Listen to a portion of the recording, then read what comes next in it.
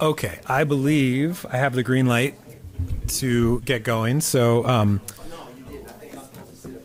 I think that's your job, Director Green. I am on this committee. That's why I'm trying to find a seat.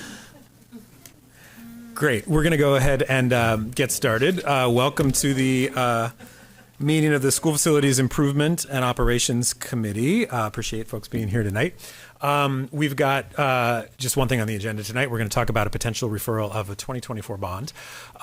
The order of the agenda, we are going to do public testimony first. So I think we've got 4 people signed up for 2-minute slots. We're going to do that, and then we're going to go into a conversation with the board. Just as a reminder, from a process standpoint, this is one of our board committees, and it is me, Director Green, and Director Bim Edwards who are on that committee. But of course, we welcome all board members to come, and I'm glad we've almost got a full house, with the exception of Director Hollins today for the committee meeting, which is great.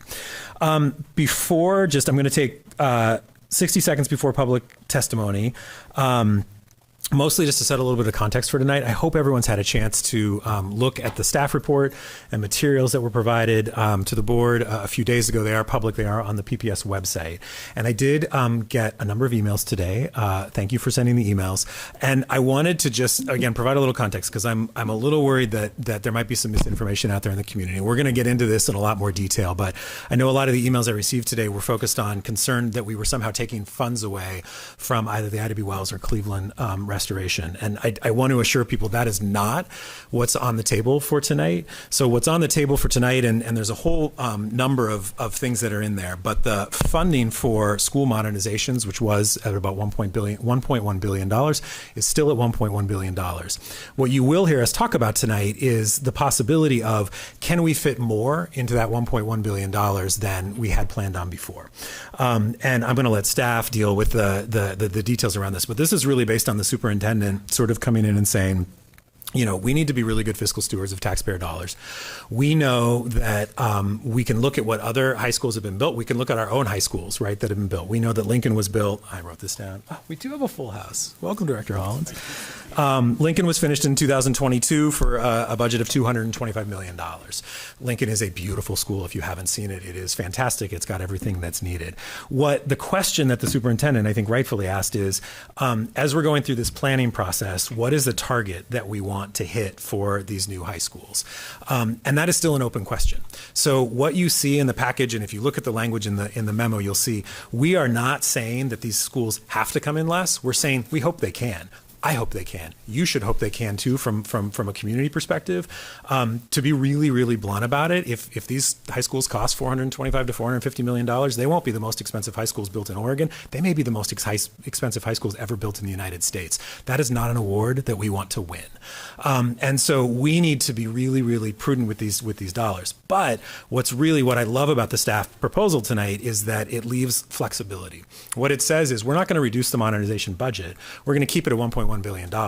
If at the end of this process, there is just no way to reduce those high schools, there is enough funding there to build them.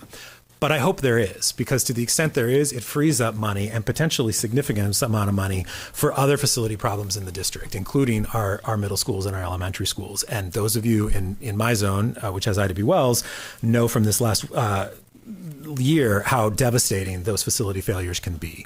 And so I think that's really what we're trying to talk about, and leave some of that flexibility. So with that as a little bit of context, I want to go into public testimony, then staff report, and then we're going to have a conversation. So Kara, you want to call the first couple people who are signed up?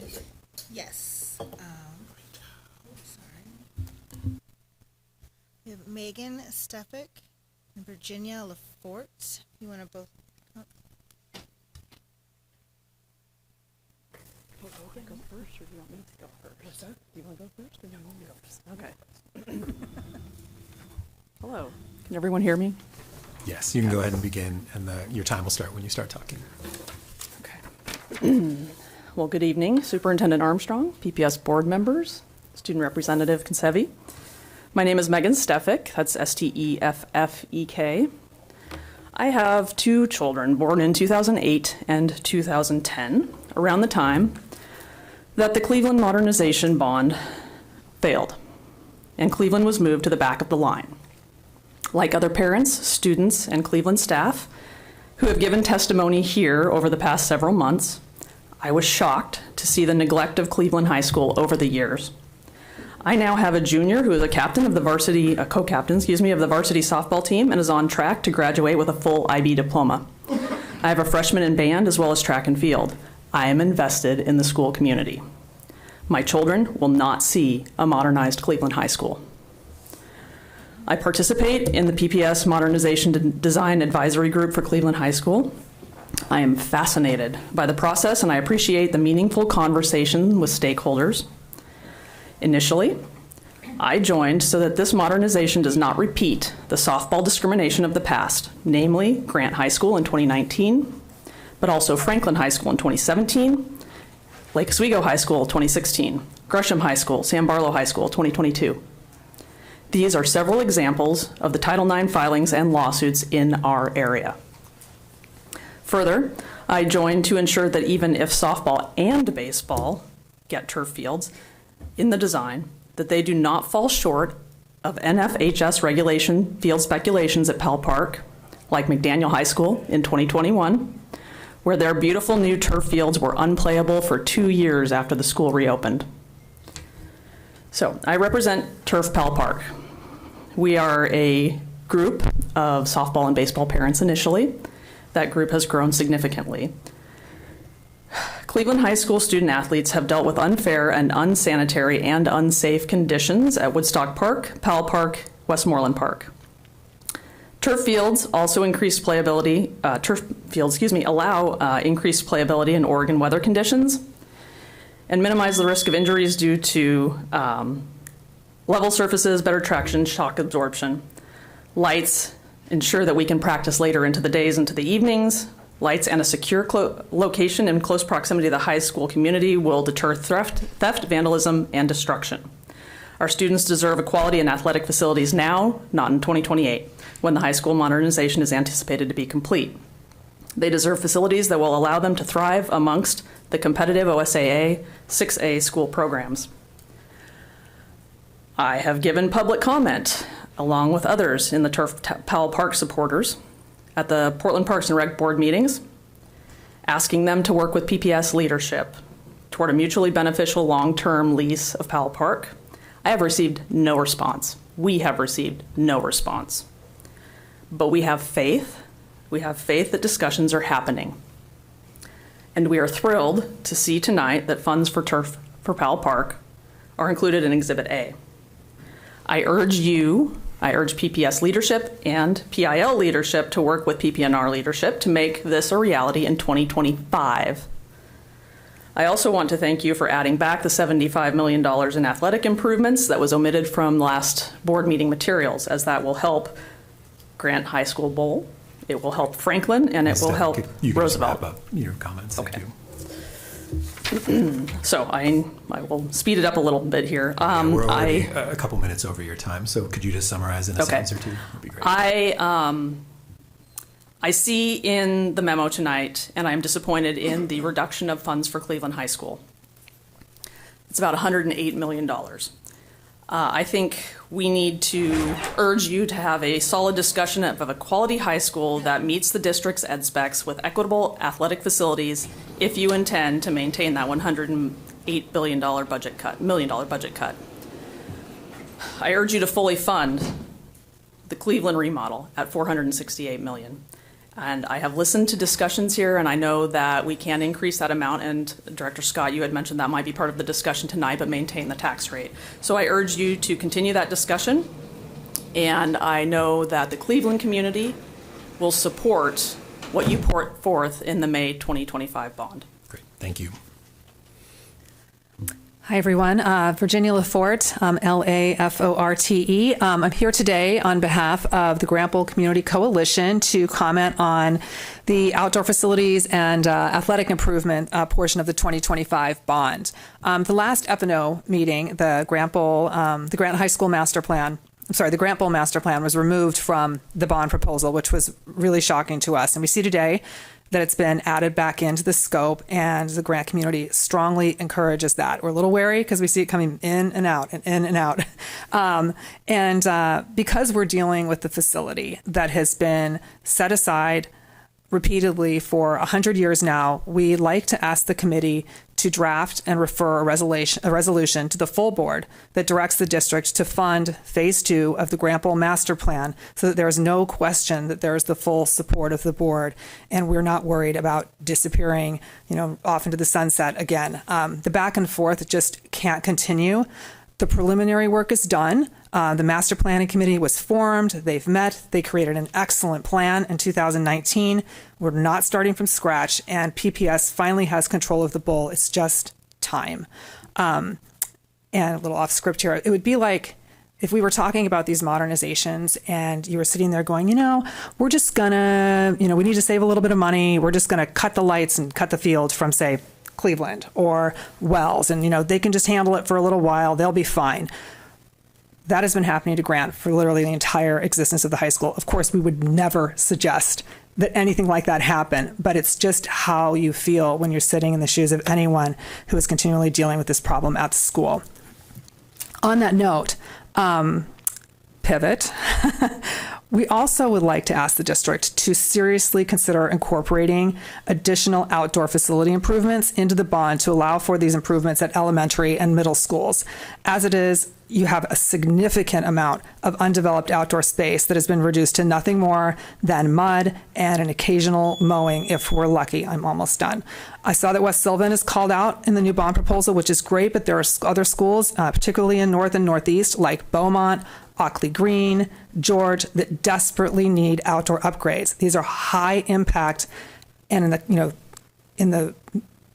when you're looking at a bond, these are high impact, low dollar upgrades that can be executed very quickly.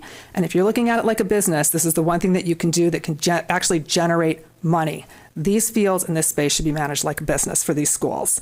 And I remember years ago when I was doing research on lead and running across a document that said that PPS was an internal document to the superintendent that said that PPS is not in the business of real estate. And that is literally how we ended up in the mess we're in today. So we are, and this is the one piece of business that I feel like you guys could really benefit from taking a hard look at the revenue that could be generated from these upgrades. So thanks. Thanks for the testimony. Thanks. Okay, Kara, can you call the next two? Yes.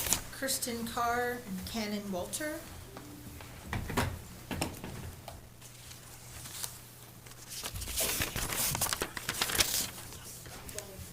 You go first? Sure. Great. Welcome. Thanks for being here. Hello. Thank you for allowing me time to speak on behalf of the IW Wells community. My name is Cam Walter. I'm a sophomore at IW Wells, involved in school athletics, the leadership, and a few clubs, including the IW Wells Modernization and Design Club. I'm also the older brother of an 8th grader who is excited to attend Wells next year. I'm here today to advocate on two main bond inclusions. First, please prioritize the completion of IW Wells and Cleveland High School modernizations as approved by the board in May 2024, in alignment with the comprehensive plan to provide essential updates including AC, classroom upgrades, and facilities upgrades to our buildings. These building modernizations are vitally important for our community, our students, staff, families, and neighbors. This is not the time to cut corners or eliminate essential upgrades to our learning environments. We need equitable and safe facilities which provide opportunities for students to excel in an environment conducive to learning.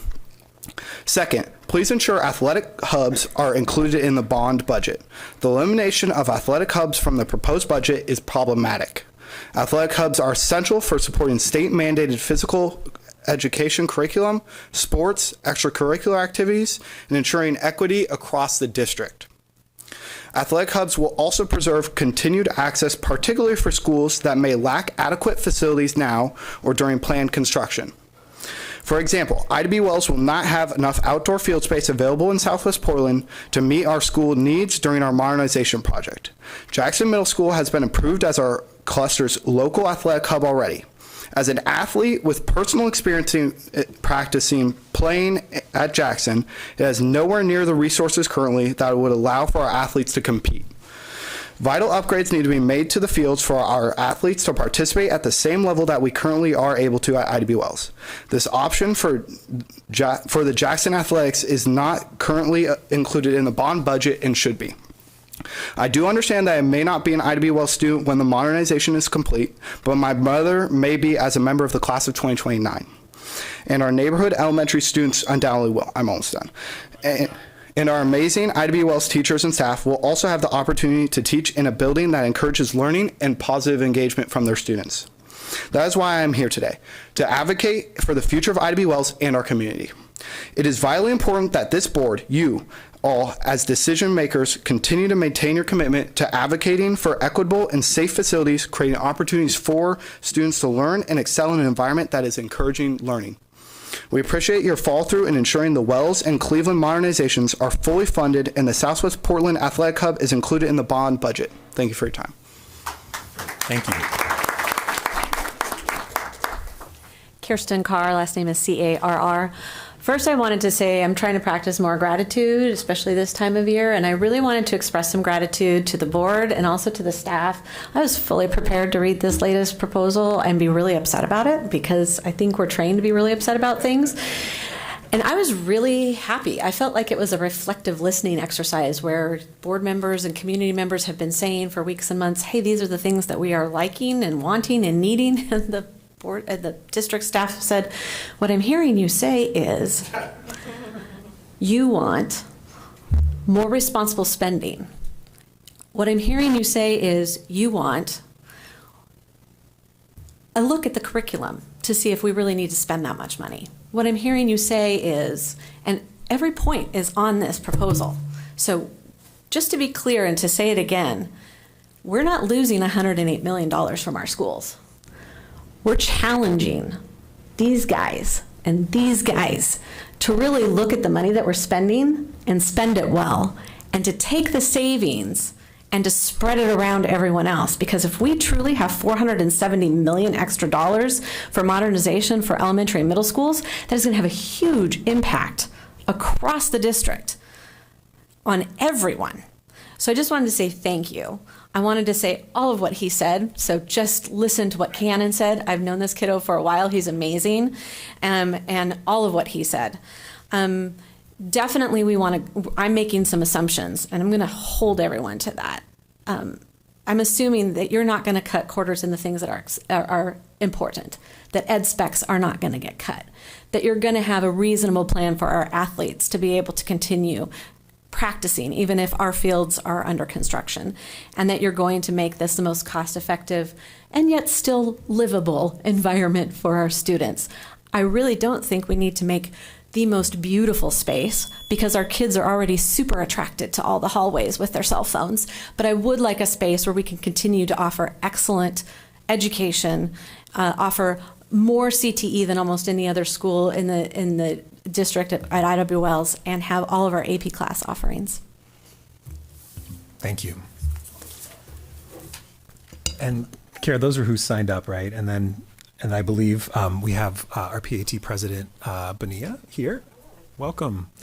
And has also requested to address us for a couple minutes on this issue. Thanks for being here. Yeah, thanks for having me. Rushing from a doctor's appointment. I appreciate the time. Thank you. So I just wanted to speak a little bit to the proposed reduction of $108 million from the original budget.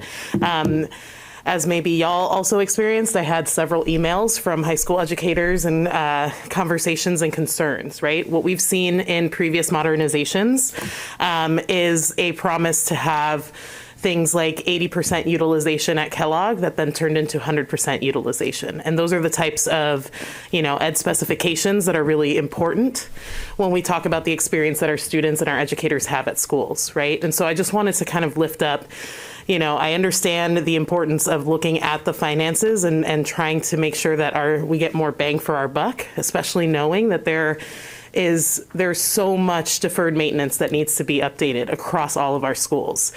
And we know, and the reason I think we started with high schools is because all of our students will go to some of these high schools, right? For the most part, most of our comprehensive high schools. But there is a really big concern that all the planning and all the work that was done in conjunction with educators around what our schools should look like moving forward with the bond might be jeopardized by this change without necessarily having that feedback from folks who will have to work in those buildings about what that experience will feel like. So things I've heard from educators in high schools. A lot of these spaces in some of our modernized high schools are built to kind of emulate maybe higher education. So there are spaces that can't be utilized for classrooms or confidential conversations. We have schools that are at 100% utilization, which means that they end up having a space used, all spaces are used all points of the day. So if a student needs to have a confidential conversation with a counselor, they got to find that counselor because that counselor is not in an office or a classroom that is consistent. Same with flex time, and I'm sure seniors and high school students know that you have flex days and you can't necessarily find that educator because they might be in a different room based on the day, based on the schedule. So I think it's really, I would really want to emphasize the importance of looking at how will these schools be built in a way that will ensure that we give the highest quality educational experience to all of our students that our educators can provide. Because even if you can put us all into the building and have each classroom utilized, you still have educators literally using shopping carts to move their things around, and we want to make sure that they feel that that school is a home, just like we want to make sure schools feel like a home to our students. I am definitely excited about the prospect of increasing modernization and kind of spreading some of that help to our middle and elementary schools. I also know that y'all have a really big challenge, right? There's so many competing needs and there's only so much you can ask for in a bond. So I don't wish to be in your shoes, and I appreciate the mindful and thoughtful work that's going into this. And I would love to know specifics around, I went through the documents, but what exactly will that $108 million be earmarked for in terms of specific sites, specific projects, and how those would go through? Because I think that's the level of accountability and detail that will help folks who have been planning, especially these high school modernizations, feel like, okay, this isn't just someone saying, thanks for your feedback, we're putting that in the trash, but actually saying, thank you for your feedback, here's some more information, here's some more needs, here's how we're going to use these funds to actually support our entire community. So I would ask that we just make sure that that communication is still very open, it's very clear, and that it's consistently going out to our families, our educators, our students in our community, that when they vote yes to pass this bond, because our community always shows up for our schools, and we've seen that year and time and time again, that they know exactly where those funds are going. And PAT, we will be championing and pushing for that approval of this bond for our city. And we want to make sure that we can speak to how great these changes will be with details. So that's just a little bit of what I wanted to share, and thank you for giving me some time to do that tonight. Yeah, thank you. Yeah. And I'm only one board member, but I hope the process to date has been effective in including educator voices. It feels like that when I see the design advisory group. Yes. But I hope you also feel like you have a direct line to the district if it feels like we're falling short in any way, because that input from the folks who are working in the building is the only way to make those buildings successful. So Absolutely. Thank you so much. Appreciate it. Okay, I think that was it for testimony. So thanks, everybody. And now I will call the team up and let you all take it from here. Dan and his folks were all set up and ready to go, and then I switched it up on them, and I said, we're going to do testimony first. So Good evening. Let me just get the presentation fired up here.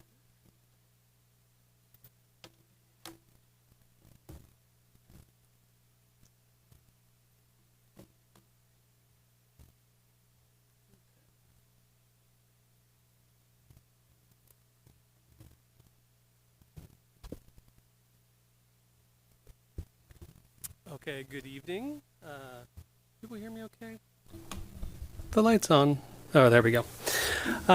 We have a presentation for you tonight. The run of show is we're going to go through these agenda items relatively quickly. We're going to have various staff come up to the table and provide overviews of the different scopes of work and different categories, and then take questions. And so we'll move through it, I think, fairly quick. I know there's probably lots of questions that we want to get to.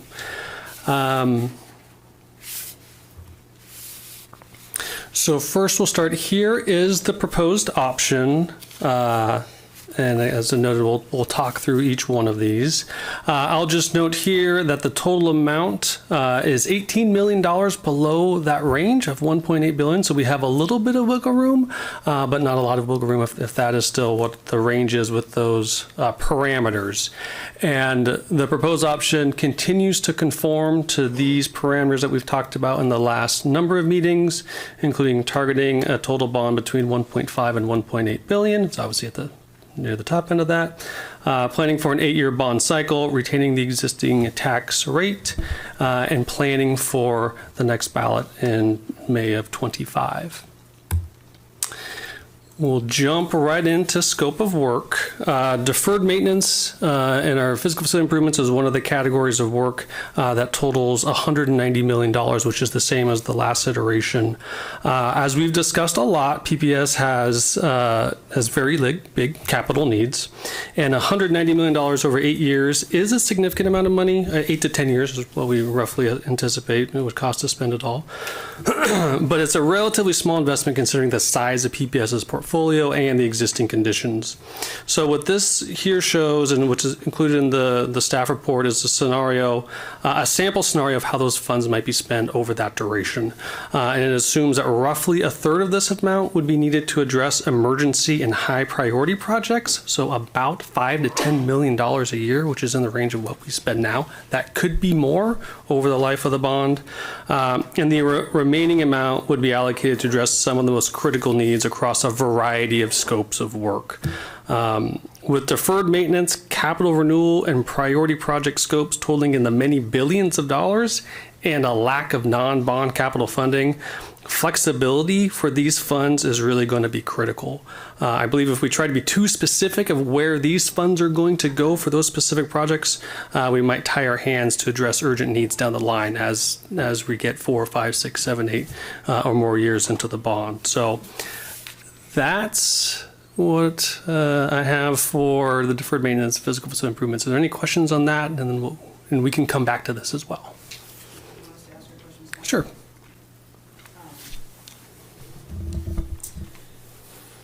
So a question on don't tie our hands. I'm going to agree with Angela with I think we need to be specific.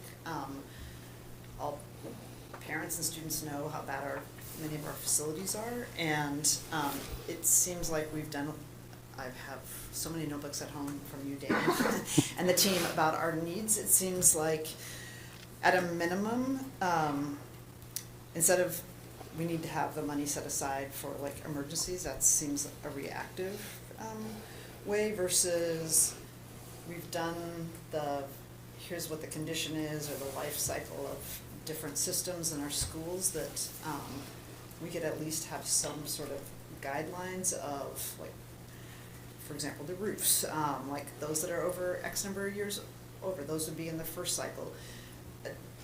Because what I'm concerned about is just having a long list.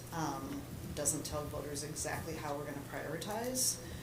And I know that, because I've listened to you for over a decade, that we do have things that we want to prioritize, and how do we frame that up in a way that is specific enough so people know, like, hey, we're not going to allow the leaky roof to then like ruin the interior of our buildings because we've made a commitment in this bond with this amount of money that roofs that are over this number of years are going to be first to be replaced. And we're going to set aside a certain amount for those things that we don't anticipate, but we know some of these things have to be replaced. So I'm wondering, you could be more specific about how you're going to prioritize them, knowing what we know about our facilities. Sure, it's a good question. I think where the I think if we have a specific dollar amount, we can start to hone in a little more on some specifics. And the dollar amount has obviously been changing as we've gone through this process. If we look at the deferred maintenance category, that's some of the categories of work that are in our facilities condition assessment, which is a few years old now. The total amount of those categories of work, probably plus a couple others, is over $1 billion of things that are effectively broken now or past their useful life now. So almost a number of these categories, you could apply all of that to just that one category of work. So for roofs or exterior enclosures, that's going to total over $190 million of what our systems say we should be replacing right now.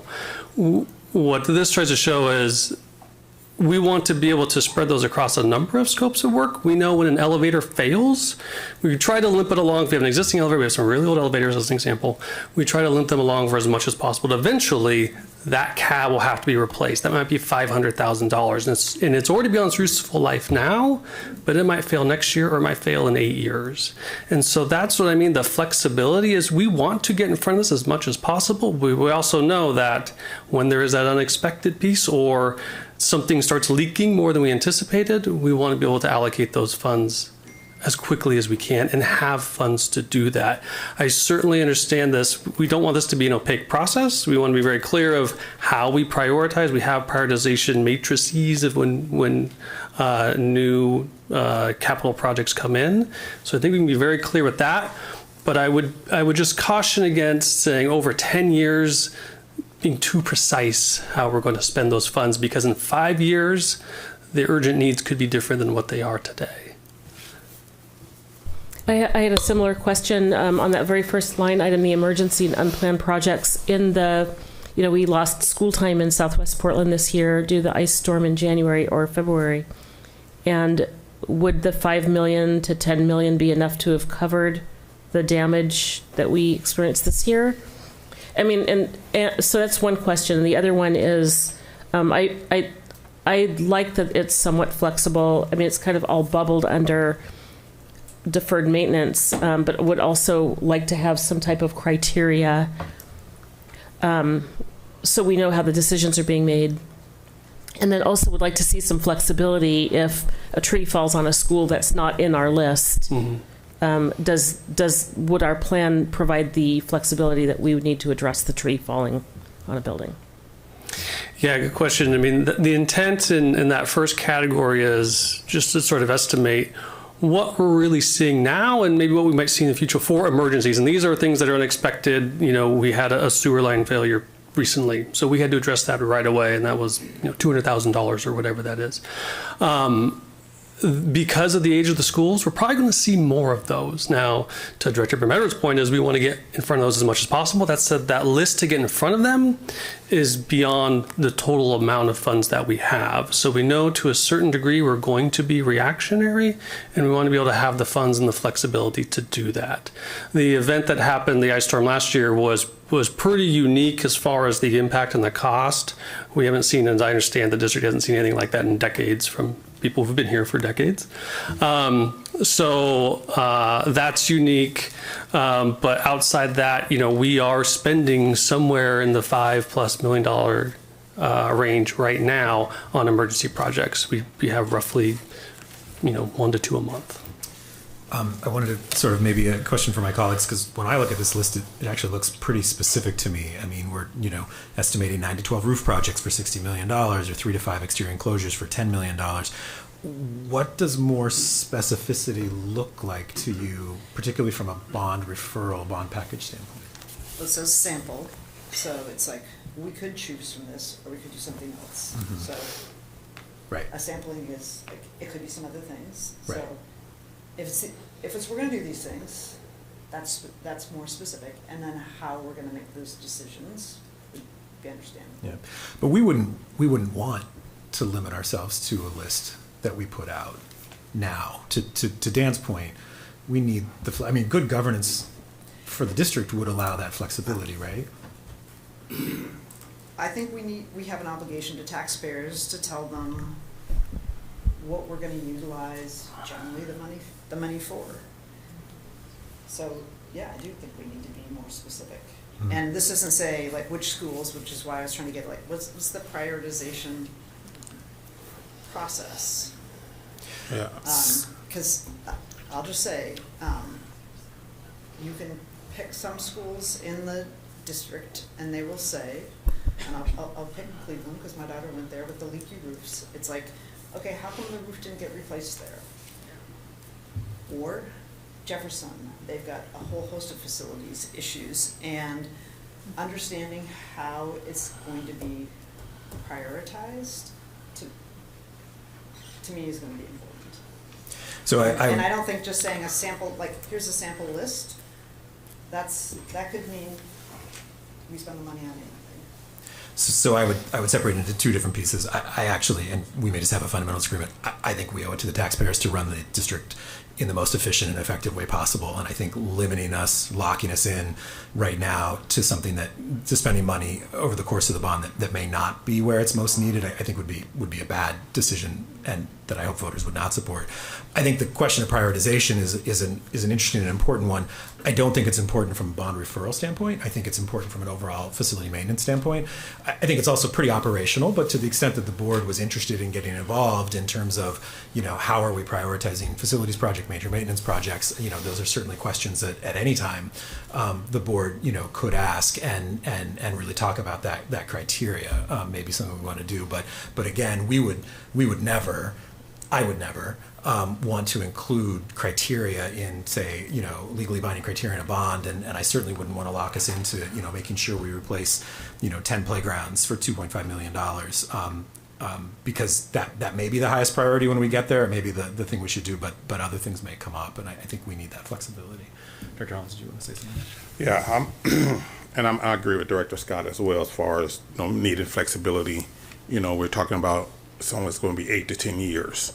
And we really want to talk about being transparent with our community and with our taxpayers, right? We are, and this is the report from 2021. We have $992 million worth of backlogs, which, going by the report, is going to take us somewhere around $70 million a year just to maintain that. So if we're really talking about really letting the taxpayers know what we need, well, we need the $70 million a year. So that means, and I'm going to go back and say it again, 1.8 is not going to cut it. So if we're really talking about what we need as a district and what our kids needs to be able to maintain it, because if not, we're going to be back here in a few years with other schools that are in the same predicament, or we're going back to the schools that we modernize again, going back to fix those that we don't maintain a level of deferred maintenance. 1.8 is not going to get us that level of deferred maintenance that we need. And so if we're putting it out there to the community and our taxpayers, yeah, we're going to spend what we can, what we got, but it's not going to be enough. And they need to know that. It's not going to be enough in the overall maintenance that we need to uphold all of our facilities that we have. And so we either do something about it now, or we kick it down the road and we do it in 8 years from now. That's why I was a little bit surprised by and this gets to a future slide, of the 470 that was going into modernization, and is it actually, I don't like to say the word deferred maintenance, but deferred maintenance priority scopes and improvements versus, if we have $900 million or $1 billion worth of those, is that what we're talking about? Or are you talking about actually the modernization that term here at PBS has meant a full rebuild, versus if we have another 470 million, we actually could be potentially really good stewards and fix a lot of our systems, or have modern HVACs in all of our schools. So I'm curious, So are you concluding that the 470? Let's answer that question when we get to that section of the presentation. Yeah, because to me, then we're operating in a time of scarcity when 3 slides later it's we have 470 million, so this is our highest priority. So it's Great. more I'm interested in definitions when we get there. We'll get to there. Why don't you keep going then? Unless there are other questions on the deferred maintenance, we'll have time at the end to come back around. And this also, this wouldn't get us to ADA, full ADA compliance, because it has 2 elevators? Yeah, this sample shows 2 elevators. 2 new elevators. I'd have to look back at the materials from a previous meeting, but to address full compliance to multi-level, it was somewhere north of $100 million total estimate. I think it was 100 million last bond, and we put 50 something in to get all the first floors. I'd need to let me double check that. Okay, we are going to move on to athletic improvements. In the materials is an updated sample scope for improvement to our athletic fields. It's $75 million. With me, I have Marshall Haskins, our Senior Director of Athletics, to give just a quick overview of what those funds would include and answer questions you might have. I'll use my coach voice. Can you hear me? Okay, great, okay. So what our improvements here listed are just to get our high schools all completed.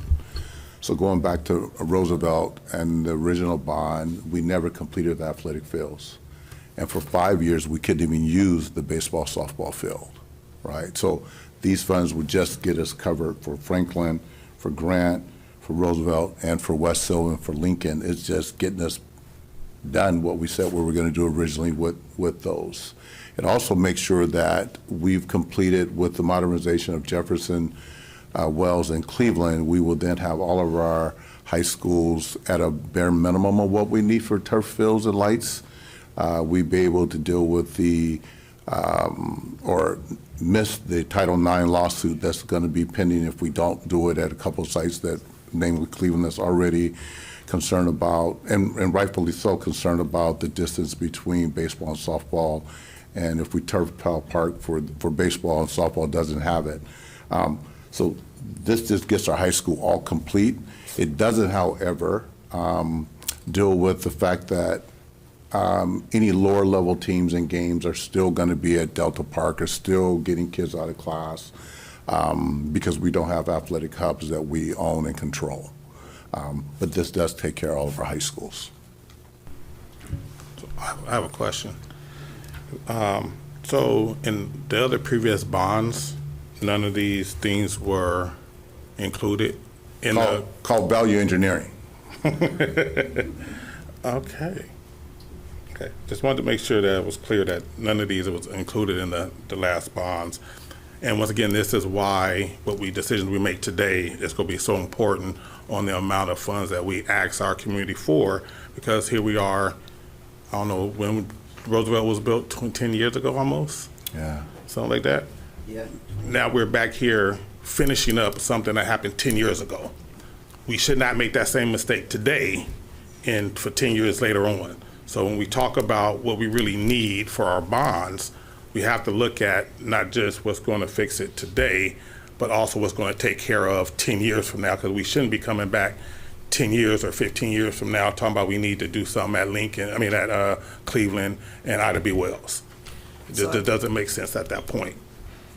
I really appreciate you bringing it up, Director Hollins. So my question is going to be, if you go back to the 3 modernizations, which I'm very much supportive of having from the 2020 bond and then the 2 high schools in this bond that are proposed, with the reduced amount of funds. I just want to, there's not a reduced amount. Pardon? There's not a reduced amount. It's still $1.15 billion for modernizations. For the Cleveland amount and the materials that are provided, Cleveland has a lower amount, so does I. The target is lower, but the total amount for funding is the same. But it's an important distinction. I'm trying to ask a question about athletics. I'm just saying factually we need to be clear about what's happening. The number has been reduced from what they had before for Ida B. Wells and Cleveland, correct? No. It's now 3, the proposal was There's a target to get it down to 360. Okay.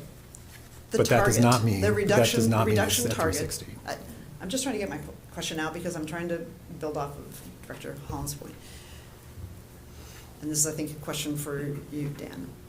Are the ed specs staying the same for the athletics? So again, to avoid 10 years from now, us talking about, well, we didn't include enough funds for Cleveland to get theirs done, or Ida B. Wells to get their fields done, so we don't have a coming back 10 years later with a new target amount. The new target amount, so what the teams have been tasked to do is to take a look at options to reduce to those target amounts. And so that'll be a process that they'll go through that will have several iterations in it. So I'll just kind of give like the process, I guess, answer first. So the teams are right now going and looking at what some potential cost reduction options are. We have a third-party study that might give us some potential options to look at.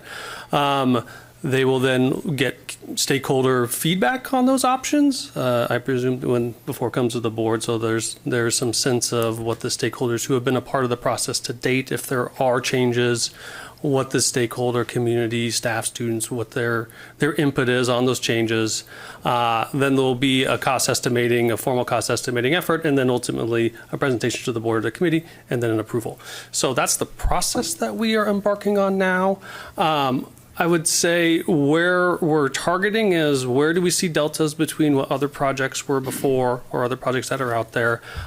Where can we look at potential reductions such as reducing to code requirements and not exceeding code requirements, potentially looking at the ed specs, what the ed spec minimums are and not above ed spec minimums. Those are some where we expect to see some square footage come down, but the goal is to retain as much program as possible, focusing on what that student experience is. So there isn't a directive to say reduce here or reduce athletics. It's going to be what are the best potential options that we get feedback on that could reduce these projects. So when we get to the end, or when we get to the actual modernization projects, I'd like to have a specific conversation about the ed specs and sort of the basic, what are the fundamentals and whether those are in play or not, so that and some of them might be the right thing to do, put some things in play, and other ones we're like, no, we've told all the high school communities to get those. So at some point I'd like to have that conversation, because I just think we should all understand if we're going to reduce scope, if it's reducing scope from something that's over the ed specs down to the ed specs, or we're not doing an ed spec, and are we okay with that?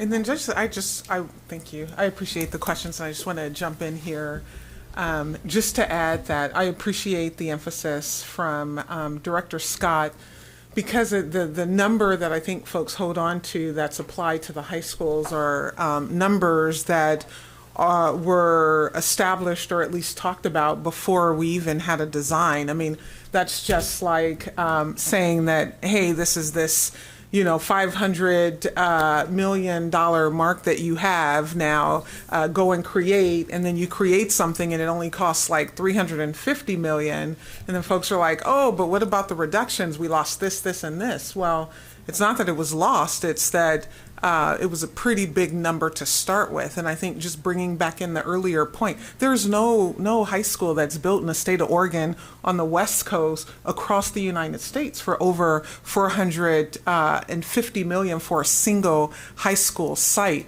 And so while we definitely believe that our numbers were significant and enough to be able to plan for a high school, I believe that it was an inflated number, and I think that we have information that will tell us in the coming weeks of why that number was inflated. I believe that we can build schools for less than that based on what we're seeing happening around the map. And to Director Scott's point, if there are some things, we know that there might be a change in costs, there might be some inflation, we still have a bucket of funds that can be applied. If, let's say, maybe we're shooting for 366 and it comes out at 380 or 390, but to the date, there's no high school that's been built in Portland for even close to $400 million, and that includes Benson when you remove High U campus from it. So I just wanted to just emphasize and reiterate that there is one bucket of funds for modernization, and I believe that Jefferson, Cleveland, and Ida B. Wells will be big, will be beautiful, will be built for 1,700, and have all the things that the community and teachers desire. and still not be at that number, because we do need to make sure that we're building in an audacious way and making sure that we have the ability to heat our buildings when we need to, and we can cool them when we need to, and we can continue to care and maintain them along the way. And the only way to do that is to be mindful of the ways in which we spend funds for our schools. I think that's what I want to make sure that I was chiming in, just getting back to Dan to follow up on, was that the request that I had, well, when I brought up saying that I'd like to do a construction audit, was not to say that I want us to look at how we can get the cost down. My concern was, after talking with builders and superintendents and project managers across the country from a lot of these conferences that I've been going to. Thank you for allowing me to go to these conferences. It allows me to ask a lot of questions, hard questions, that we were doing everything backwards. That we were coming in and saying that this is our number, now go build a school to this number, and nowhere else in the country are they doing that. When I talk to the different ones across the country, what I'm finding is that they say, we want a school, and then an architectural firm comes in and they say, this is what it's going to take, this is what the school is going to look like. They draft up some stuff, they work with community, different ones, whomever else, you get them all involved, and they say, this is what the school is going to could look like. And then they work with a project manager or a construction manager, who then in turn says, okay, is this school actually buildable? Can we build this school that y'all have actually done? And then they do that. And then after they have found out that, yes, we can build this school, then it goes to a general contractor, and the general contractor actually builds the school that the architectural firm has designed. And when the architectural firm designs it, they also lay out, this is how much a school should cost. That building it to this is what it should cost, and then they go out and they do it. What we've been doing is saying, okay, we've got X amount of money, and then go build us a school, but come in as low as you can. I'm not doing that. I'm not doing that at all. I'm getting all the money that I can possibly get out of you. If you come and tell me, you know what I'm saying, you tell me I got $460 million to build a school, I'm gonna build it for 480 because I think I can pull from you. And that's just me. And I know if I'm thinking that, then every other contractor out there in the world is thinking that, and they trying to get that money. And Portland, so far, has been the place where you get your bag. And so what I'm trying to say is, I want us to look at a full-on construction audit to say, are we doing it the right way? Now, if we do everything that we're doing, and I feel like it should be done from outside, because I don't even, the way that we've done it right now, we've got our construction manager and our general contractor are all in the same pot, and there's no checks and balances. So now there can be a change order done, and they say, oh yeah, we need it, and then they go ahead because we need it, and then it's all done because they're all part of the same household, and you know, they all eat at the same Christmas table. And I know we got a wall up in between us, and so we try to subdivide ourselves, but at the end of the day, you still my cousin, and so I'm gonna make sure that you eat. And so I'm thinking that, is that the right way? Because nowhere else in the states is doing it that across the country. Not even in Oregon. Most of the Oregon schools and places that are building, they separate the general contractor from the construction manager or the project manager. And I know there's a space, a time and a place where we can say, well, it makes it ease, the convenience of trying to get stuff done. But do we need that ease, or do we need it right? And so I'm looking for checks, balances, and accountability. And that's what this audit was supposed to do, not come back and say, okay, we're going to look at how we can reduce the scope, get it down so that we can get it at this cost. Even saying that, we're doing it the wrong way. I think we need the audit to say, are we doing it the correct way? Should we be allowing the architectural firm to set it? And then if they come back and they say it's going to cost $500 million, well, then it is what it is. Go get the money. Let's figure out how to get it done, and let's fix it. But without doing that, I think we're out of line. And I think that's why I'm saying that's where I thought we were at. That's what I thought this was about. So to hear that it's just, we've been tasked to figure out how we can do it for less, that's not what I was tasking. I was never asking nobody to do that. I said do a construction audit to tell us if what we're doing is the right way, and should we be doing it different. I did not say go reduce it to 360, because if we can get it done for 2, then get it done for 2. But if it's going to cost us 4, then spend 4. I just want to know that we're doing it the right way, and I think the community, I think that's what they want to know. And so that's where I sit with that. Before we leave this athletics improvement slide, Dan, I'm going to go back to your answer. I think your answer was maybe on whether Cleveland and Ida B. Wells, that would be included. I mean, you described a long process, but it wasn't like, yes, what we've got in now is what's going to end up. I just want to make, I don't want to mischaracterize you, but I didn't hear you clear one way or the other, but it's like there'll be a process, but it wasn't like, yes, for sure, it would still be in. Let me try to be more clear. I don't know what exactly the process, the outcome is going to be. What I do anticipate is it's going to provide options to say, here are, let's not make a menu, but here are some cost reduction options that get you to a number. And maybe that's your target and maybe not. And also there's going to be an option that says, here's how to get to your number. And that might be deeper cuts than what you want. So maybe you want to go back to a larger number, a different number. Does that make sense?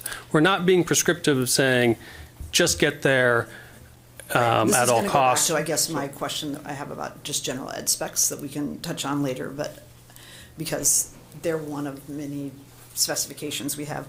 So my other question is, I had proposed last week a $97 million package, which had the $75 million in, and then plus it had funds for, partial funds for the hubs. Jackson Marshall.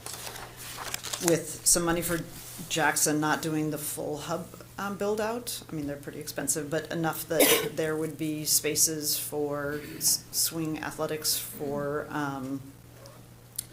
Ida B. Wells, and then my understanding was the Marshalls would be the sort of Franklin overflow, and that there's discussions happening with Concordia, which would be the sort of northeast quadrant. And I'm just curious about if the decision made is not to make those investments, they're not in this current, like, are you saying that means students are going to Delta Park probably?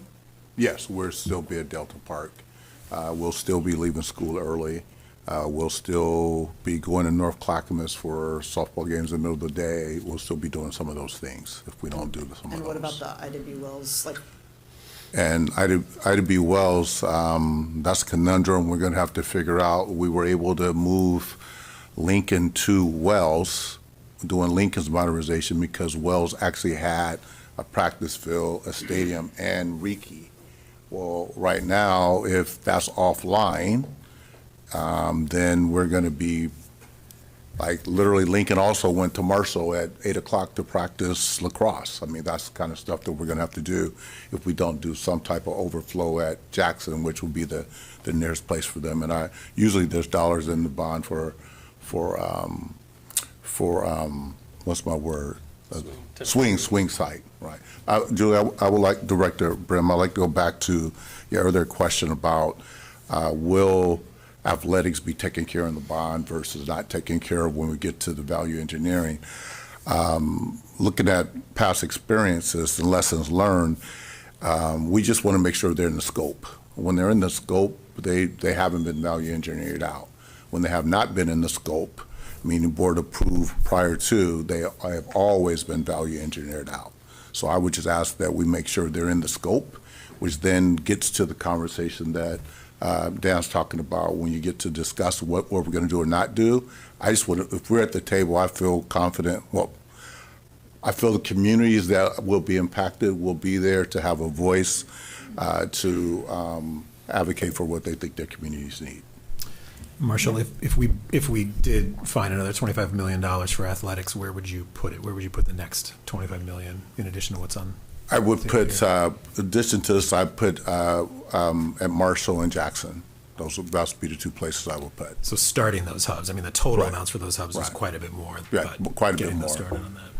So I have a question on, I guess it's not here, but I've got Exhibit B, staff proposed athletic improvement on my screen here.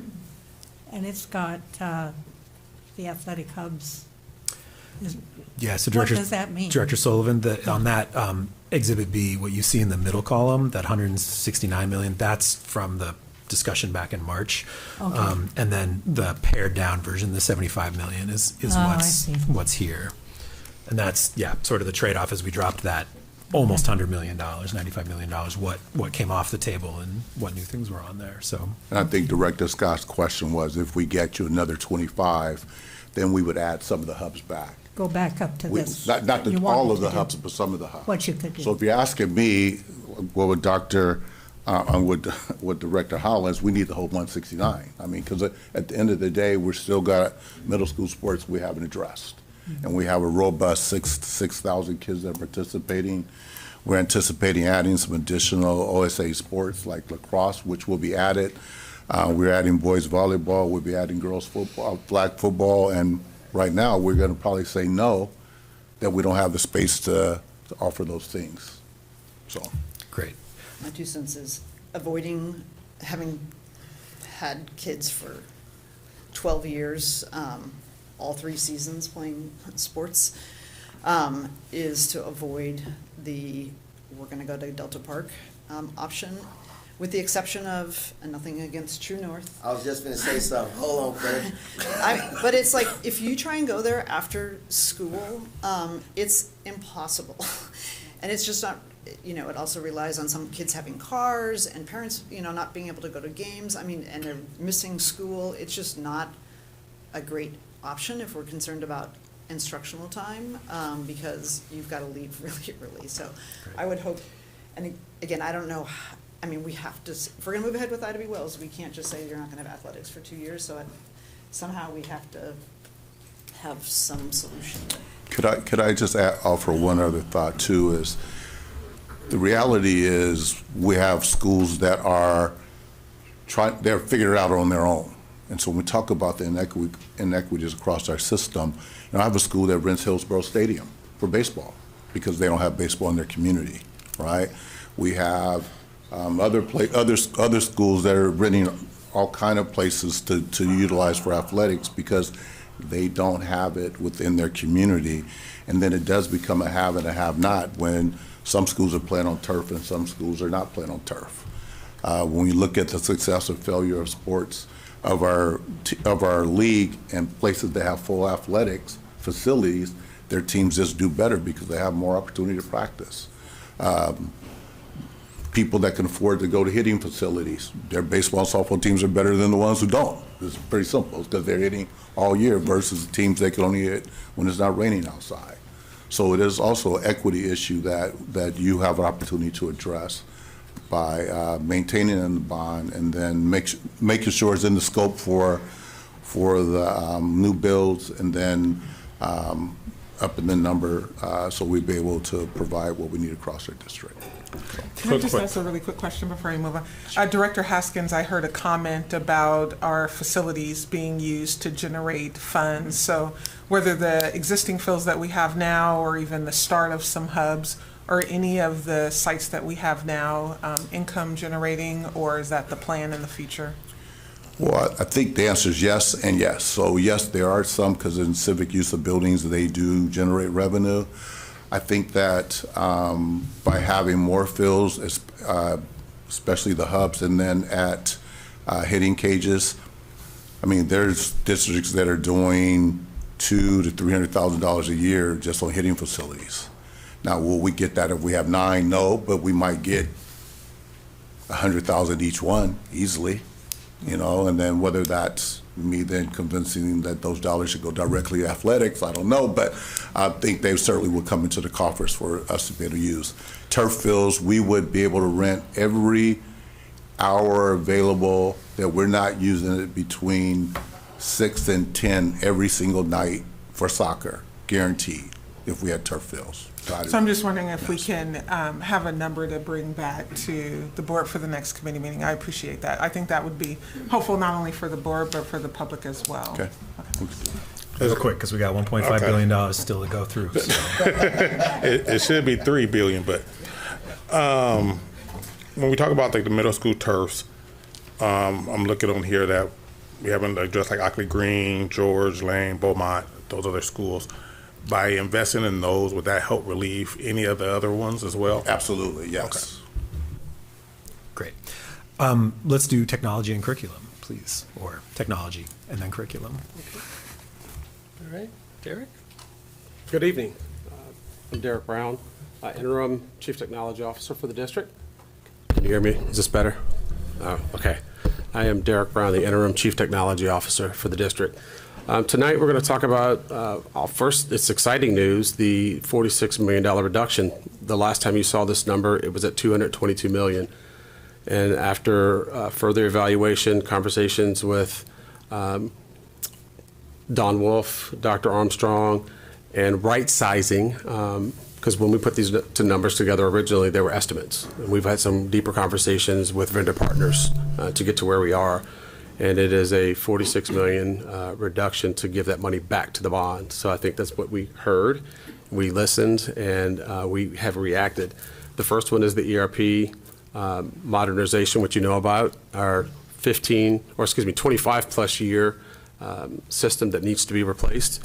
And this $38 million is for that full business modernization. Staff and devices, this is an 8-year also refresh. That number is reduced significantly also to right size. As you know, cost of technology has gone down and is continuing to go down. We're forecasting as best we can of what we know today costs will be to replace. And then it is a refresh 4 years after that. And technology is going to change. And we'll be working very closely with Office of Teaching and Learning. Who knows what we're going to be doing as we innovate. And another way to reduce this, and we haven't done this in the past, we're going to do it, and I'm excited to talk about it, is work with our students. We're going to be working with our middle school and high school students to augment our staff to have student techs. More to come in a couple of years of how we build that through CTE programs, but we will not be the only district in the Northwest or in the country to do it, but I'm excited to bring it here to Portland.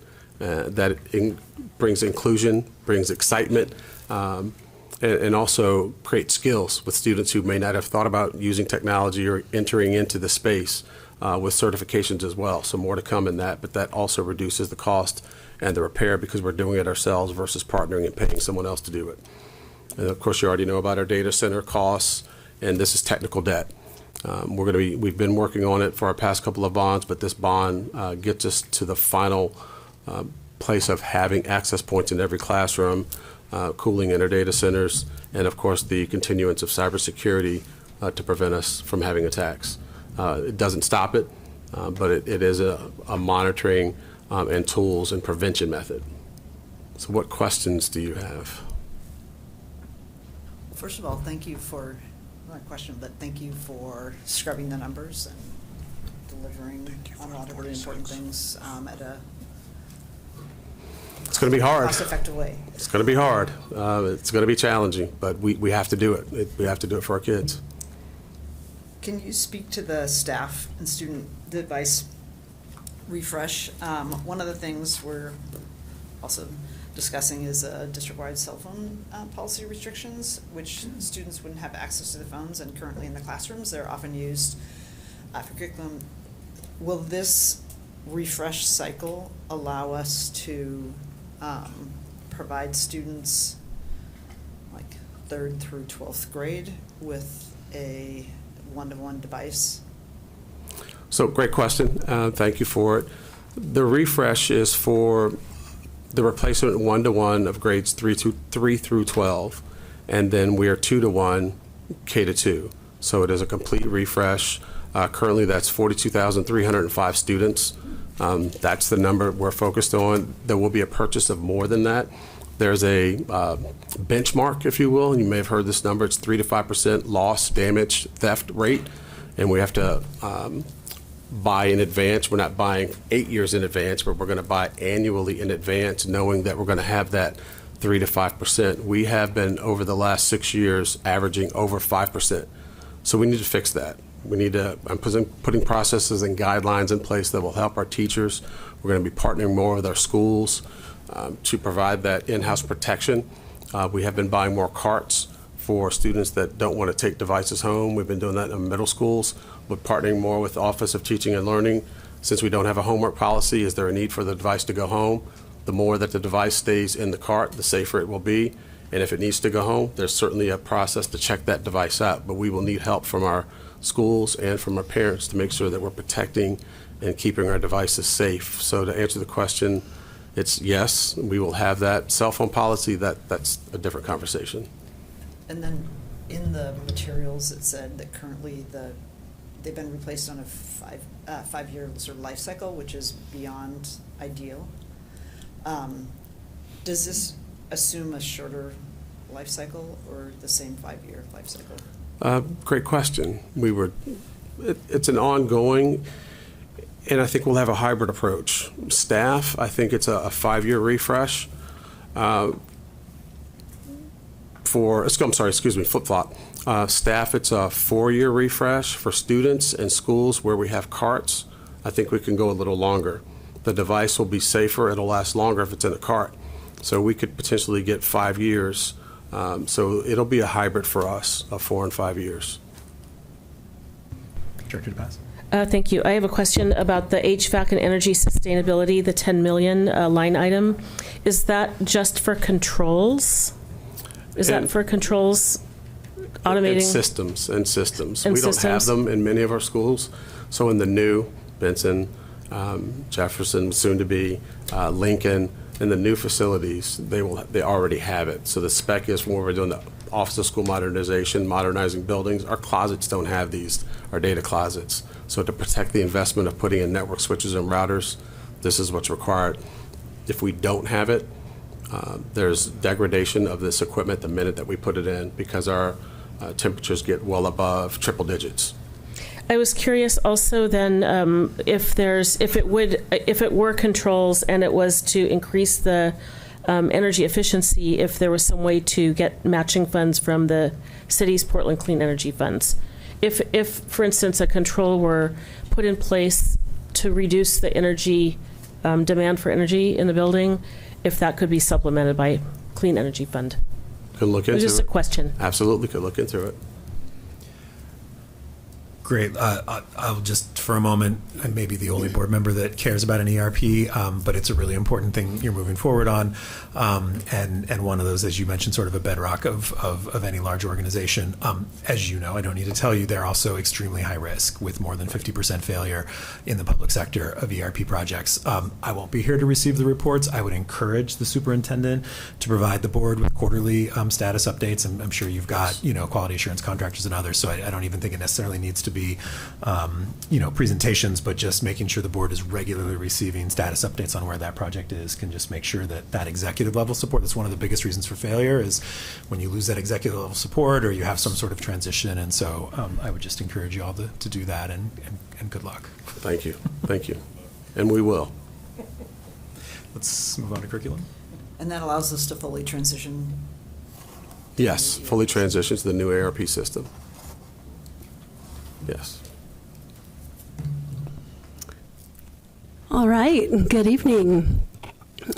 Moving on to curriculum, the proposal that you have in front of you tonight is for $56 million for curriculum. This is for $7 million over 8 years in support of curriculum adoptions. Really, there are 4 key points to make here, emphasizing the $7 million a year, emphasizing a new schedule that stretches out core adoptions in Part 1 and Part 2. So rather than approaching an adoption as a K-12 adoption with this level of funding, we would stretch it over 2 years.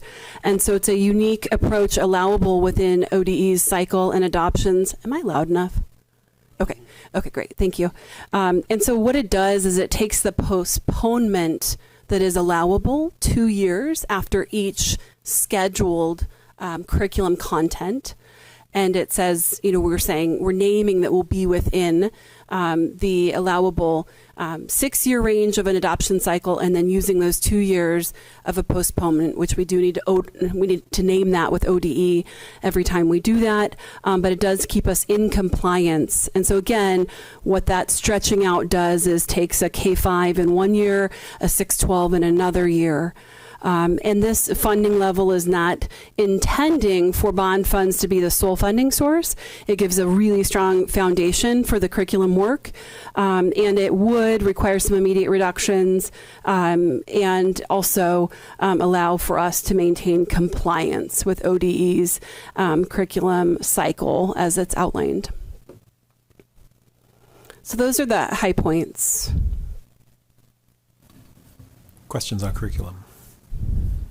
So I submitted some, well, first of all, I'm going to also say the first number we had, I think last spring, was something like 300 million. So good job also of scoping down, like, what is it that we need to do? I asked a series of questions, and I appreciate the answers that were provided over the last couple of days, and board members should have those in your inbox. I'm curious, I have couple questions just about the curriculum. We have probably more DLI, dual language immersion programs, than I think any other district in the state, or at least the diversity of the languages offered. And it looks like when I asked what, because it noted that we had some pretty significant translation costs, that, am I reading the answer correctly, that the run rate for the cost of curricular adoption adds 30% onto our overall adoption costs? It has historically. So when we adopt curriculum, it's common for materials to include a translation to Spanish.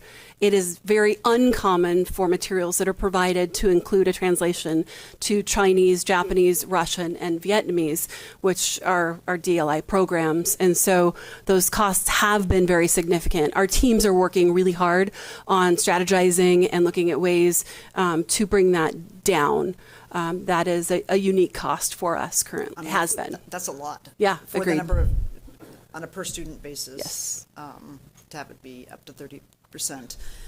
And then the other question I had, and there was the bond audit that we got for the 2022 year, had just I think the initial review of the 2020 bond curriculum investments.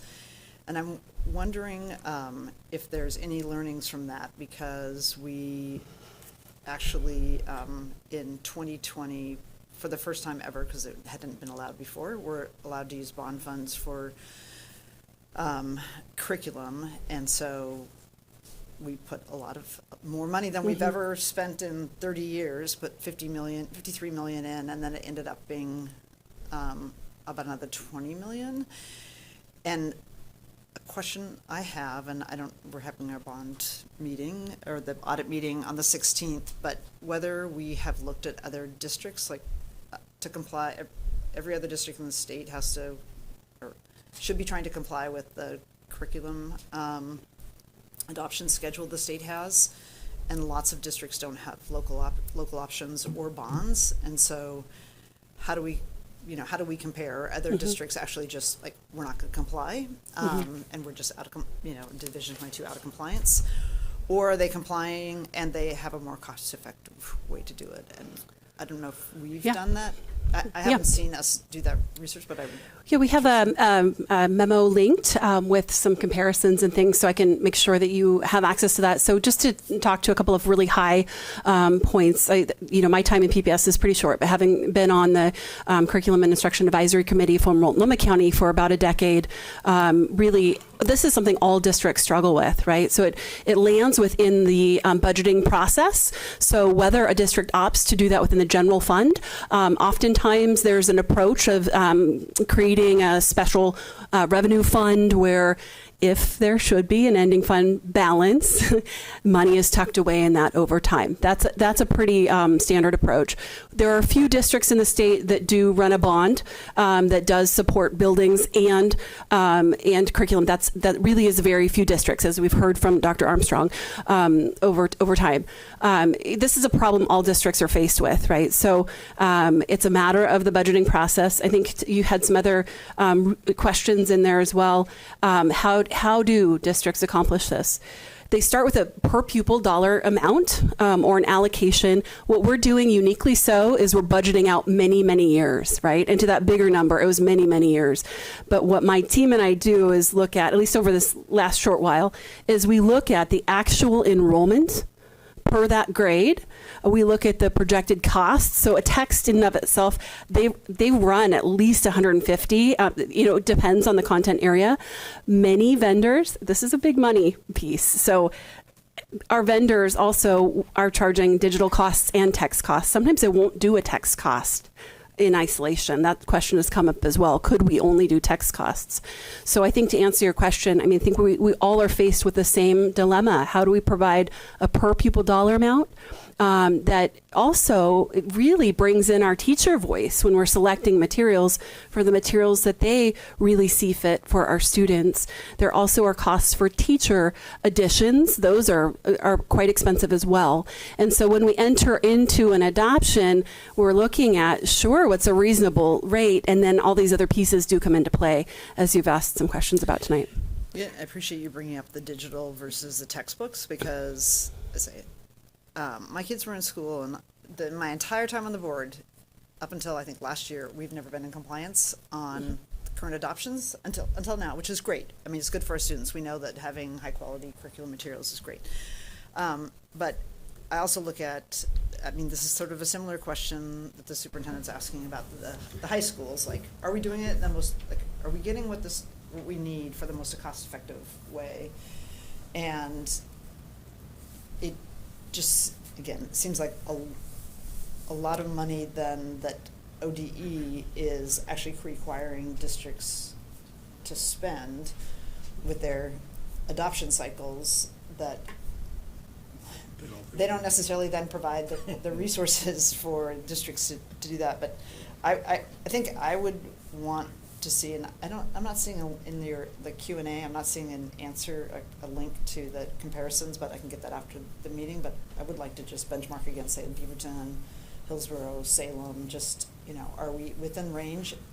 And again, are we comparable? Because if they're not complying and we are, then it's not a surprise that we're spending more money. But yeah, I think we can get that answer. I think just to wrap up is I appreciate you, Director Brim-Edwards, highlighting the reduction from both curriculum and technology. It's not that the need has just been, miraculously reduced, but it's the commitment from the leadership team to say that every opportunity we have to put money into our buildings, into our facilities, we're going to take. And so over the 8 years, we are going to have to think creatively about how we make up the difference for both curriculum and technology, while also still moving on some of our goals for facilities. But I think we can respond later to the other questions. I have a question. You said the bond isn't the sole funding source. Is the other one just the general fund? Yes. That's all? Okay. Yes. Nothing else? Okay. Because it just seems like curriculum and technology should be part of the everyday, but I guess the state doesn't quite Well, it see absolutely that way. should be. I appreciate the question, because our the way in which the materials that we need to educate our students shouldn't be a taxpayer's burden. It should be something that we handle as a school district, but we also know in this time that we're in with competing resources and needs, it's going to take us a little bit of time to be able to build up that reserve fund that Tobin mentioned. Sorry, I just want to call her by her first name, but that Joanna mentioned. But yes, the goal is to be able to handle general fund or to apply general fund dollars to our curriculum needs. But in the state of Oregon, we are obviously allowed to use bond dollars for technology and curriculum. So we're able to utilize that and resource our district in ways that we wouldn't be able to in any other way. Great. Modernizations? Can I just ask one last, on the,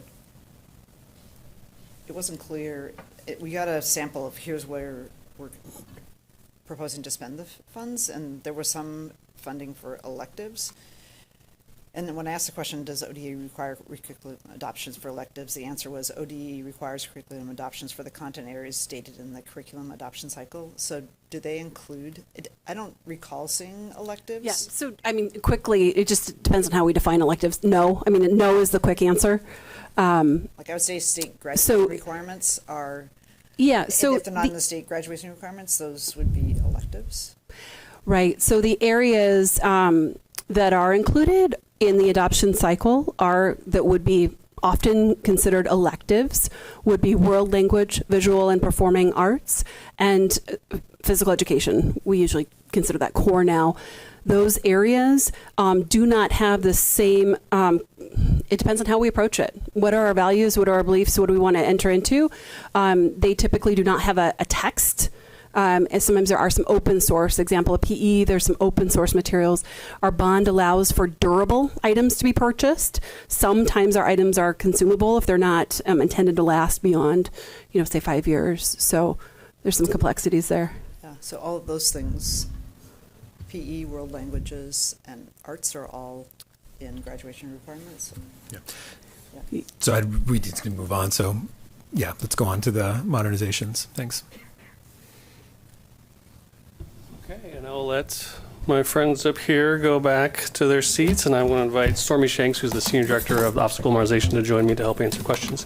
If I can, I want to take just a minute to do some context about, I threw this slide in here at the last minute, just to provide some context around modernizations, how designs and cost estimates, how they're developed. And I think this will help some of the conversation about when we talk about, reimagining the high schools. And so hopefully this is somewhat linear and makes sense.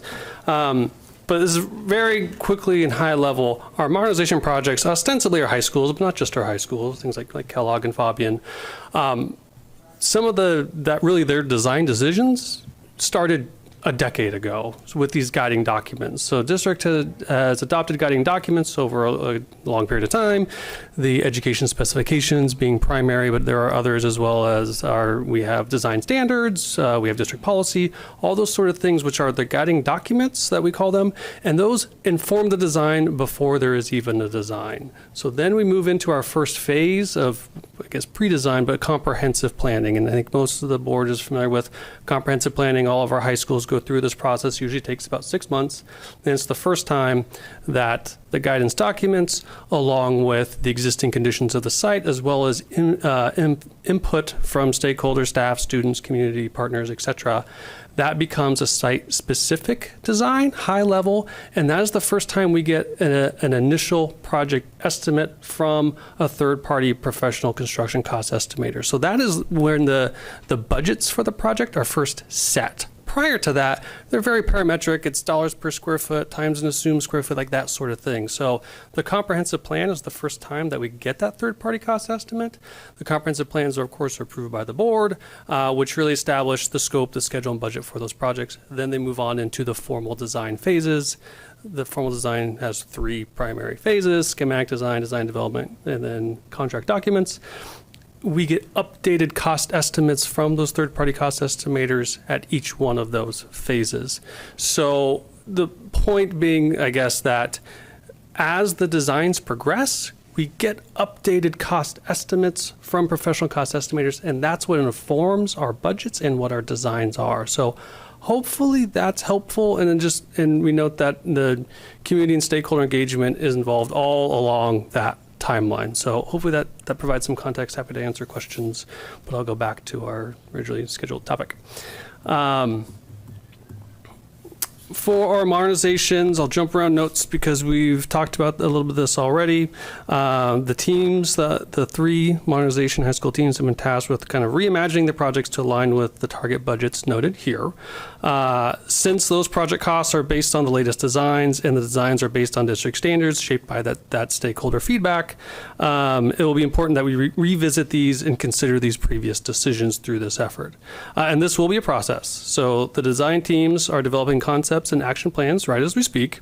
And it's early, but I anticipate we'll go through the iterative steps that I've mentioned before, developing initial cost-saving options. So really high level, what are these potential options? What might they look like? Gaining feedback from stakeholders on those options, designing, and then cost estimating, get that third-party independent cost estimate of what those redesigns look like, presenting to the board or the committee, whatever that process might be, and ultimately approval to proceed. As shown, so that's how we see this process going that we talked about earlier. As shown or talked about before, the savings could go to modernizing middle schools and elementary schools.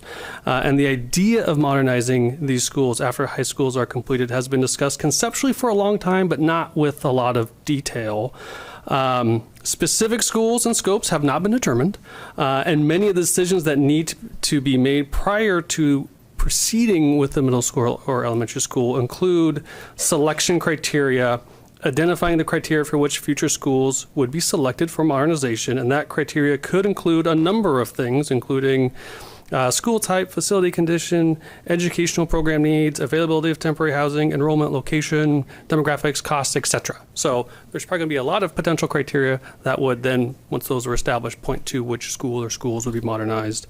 And then, as Director Byrne-Mepperts brought up, what is that scope of work? We use the word modernization pretty loosely, but generally means our high schools, we're going to build new construction, or we're going to really fully renovate them to an almost essentially new standard. That is not, it can be what happens with future modernizations of other schools, but it can also be something else. It can also be more targeted at investing in those critical facility improvements or other scopes of work or something in between those. So those are decisions that would need to be made before we moved on. And then of course, maybe most importantly is like, what is that decision-making process? These are big decisions. What's the process that results in those decisions? Those decisions, of course, being made, and considering the amount of work that we have based with the 2020 authorization and what is contemplated here in the 2025 authorization, work on those modernizations is probably quite a bit out. So I think we have time to design those processes, make those decisions, have that feedback or in that iterative process. And then just to add to that is we also, to your point, need to hear what the final costs would be for both Ida B. Wells and Cleveland before even naming elementary and middle schools, because while we are hoping for 470, once we get the final cost, it could be significantly less. So that's one of the reasons why we're not yet at a place of wanting to name specific sites when we still have 2 high schools that are being costed out. I have a question just about the terminology. So a modernization in my mind is a full modernization, gut and rebuild or knock down and rebuild. But a tenant improvement, how would we characterize Harrison Park?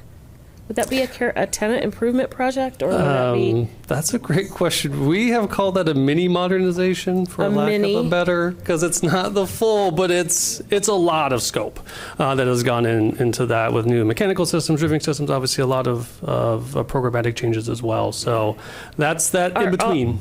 Okay, so are all the divisions being addressed in a modernization and only some in a mini modernization, like site work? Yeah, I think that's Mechanical, a plumbing, fair, where we right? are now, I think that's kind of a fair way to categorize it. Whereas a full modernization means we're basically doing everything. And then if we're doing something less, where we're not touching all scopes of work, maybe we'd call that a mini. We are amenable to just title know what changes. we're talking about, at least for me. I mean, I think I understand the difference, but There's a terminology we've come to understand, I think, of what at least in our community conversations, what modernization means. And I think you described it as like a knockdown rebuild, or like a full on. Or it could be the division, concrete, site work, plumbing, mechanical, drywall, every single division of work versus just some. Like Harrison Park probably wasn't full. Correct. So I really then we would call it a tenant improvement. I like what you've done here.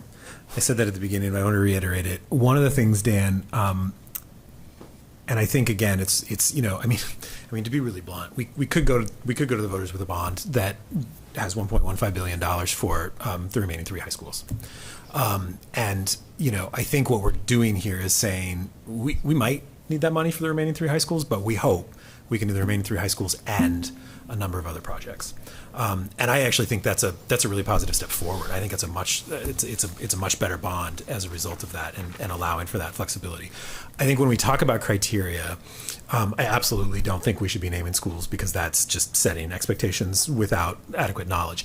I do think figuring out and talking and being able to talk about what the criteria might be, and whether it's referring back to our facility condition assessments or other criteria that you currently use to prioritize projects, and being really clear with the community that to the extent that money's not needed for the 3 high schools, to the extent we can spend that money on available, on elementary and middle schools, this is the process that the district would go through. These are the types of criteria we would look at sort of that broad way. And then also building in some accountability that probably comes back to the board, maybe with our bond audit committee, et cetera, or with community involvement as well, because it is years out, right? As if this board refers this package and the voters approve it, we're not coming back, to spend this money on those elementary middle schools for 2 years, right? And so there's time not just to work out the specifics, but also to do a lot of that community engagement. And I think that's where it could be a real selling point that this is not a black box,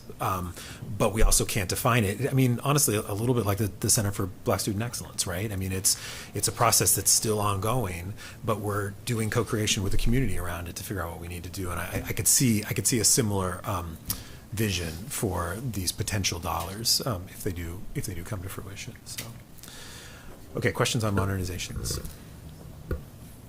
So,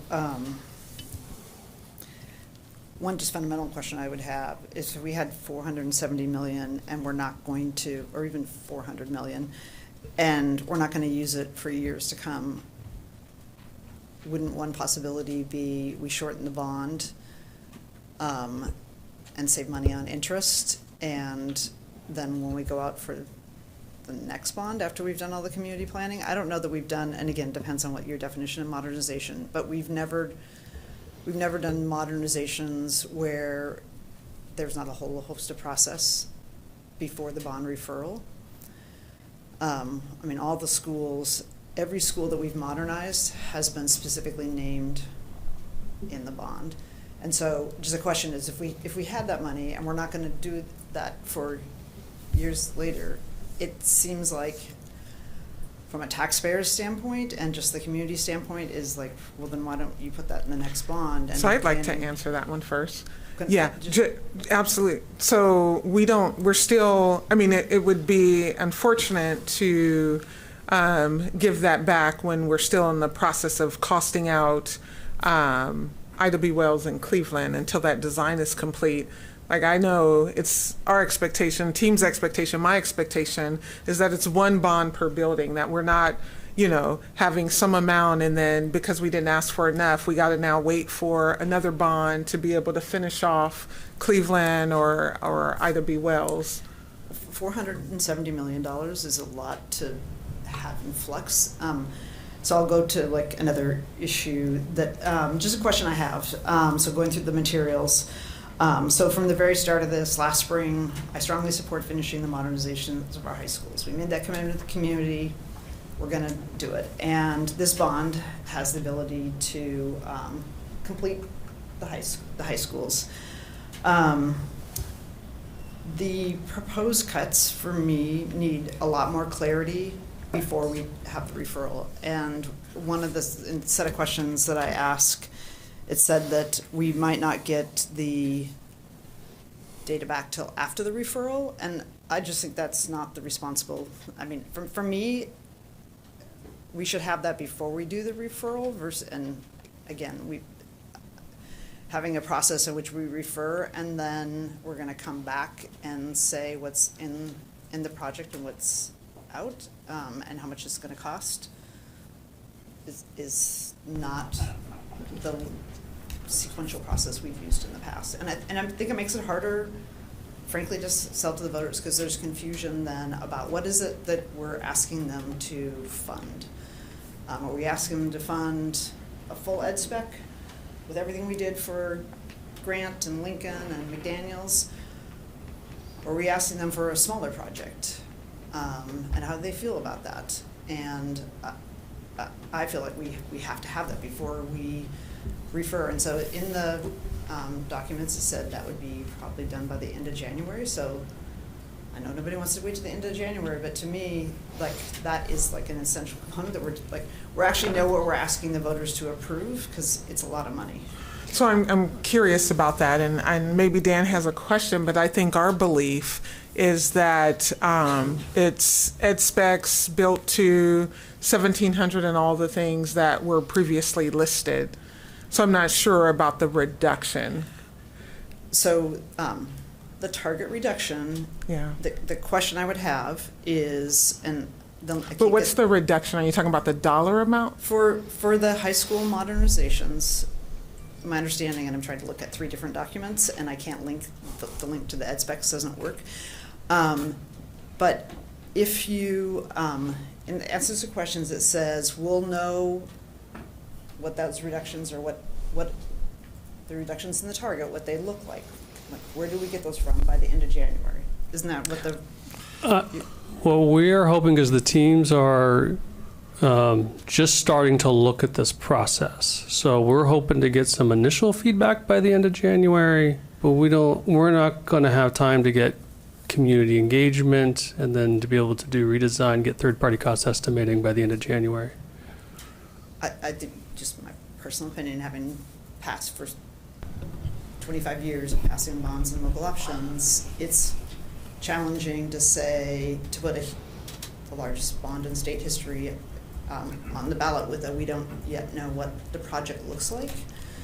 And the expectation usually is that for all of the Cleveland and Ida B. Wells people here, is usually those communities provide most of the volunteers, a lot of the financial support, and if we don't know what the project looks like, I think that is really challenging to run a successful ballot campaign and to get support.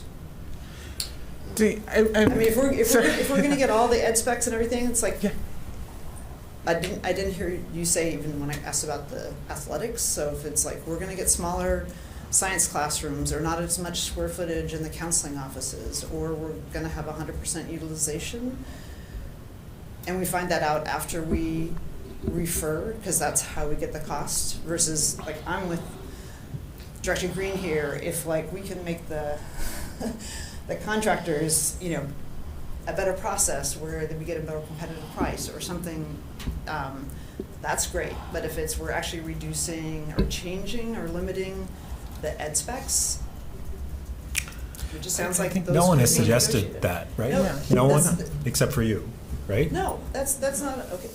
So My I have not heard that. expectation is that we're going to have 3 schools built over the next 4 years that are at ed specs, built for $1,700, and that will have all the bells and whistles that all the other schools, if not the memo actually says more. that. Yeah, with some of the things we're doing with fields that we didn't do with the prior projects. when I asked over the weekend, I didn't get a direct answer. Like, if we're doing all the ed specs and that's not changing, then that should be clearly communicated. But even when I ask about the fields,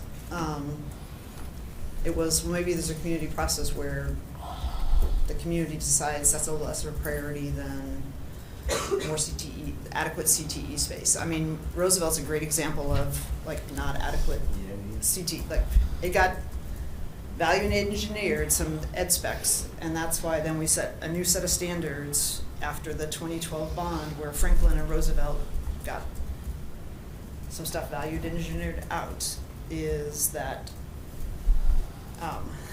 we set new standards, and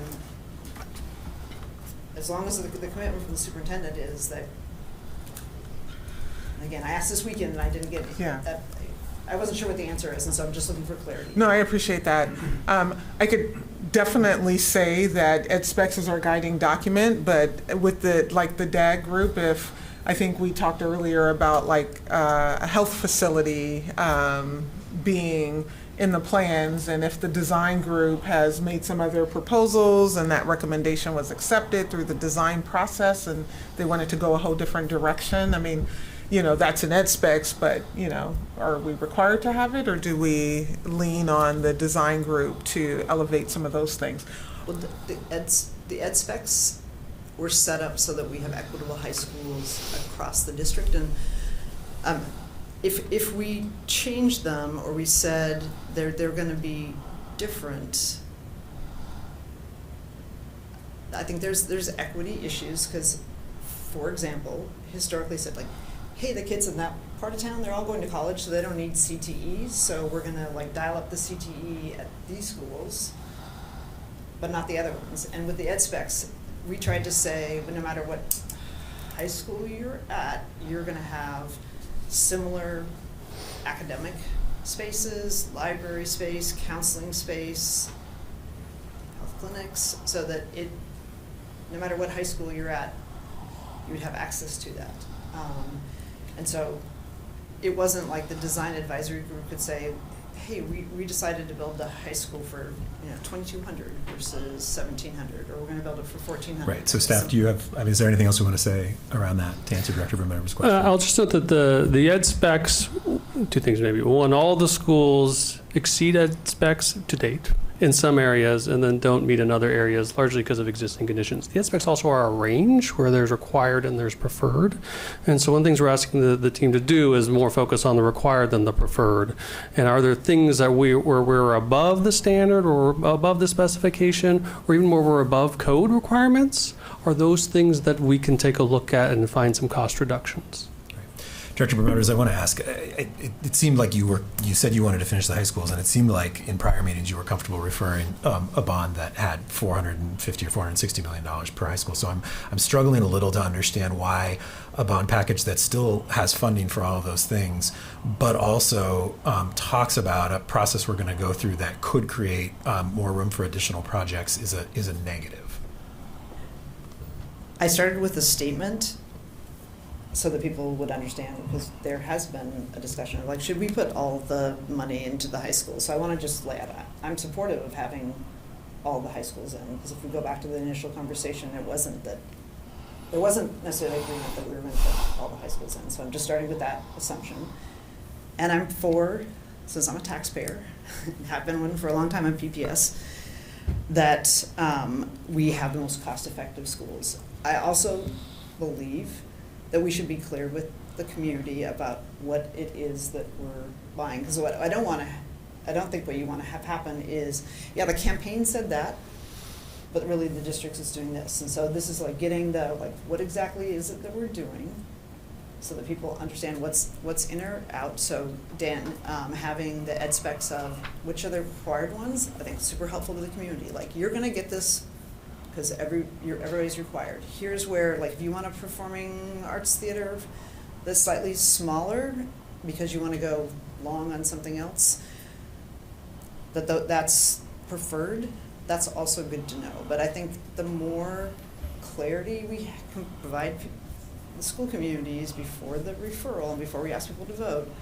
the more successful we will be, and the better we will be in terms of the district with credibility with our broader community. Yeah, and I think it adds a lot of credibility to do the process that we're going through right now.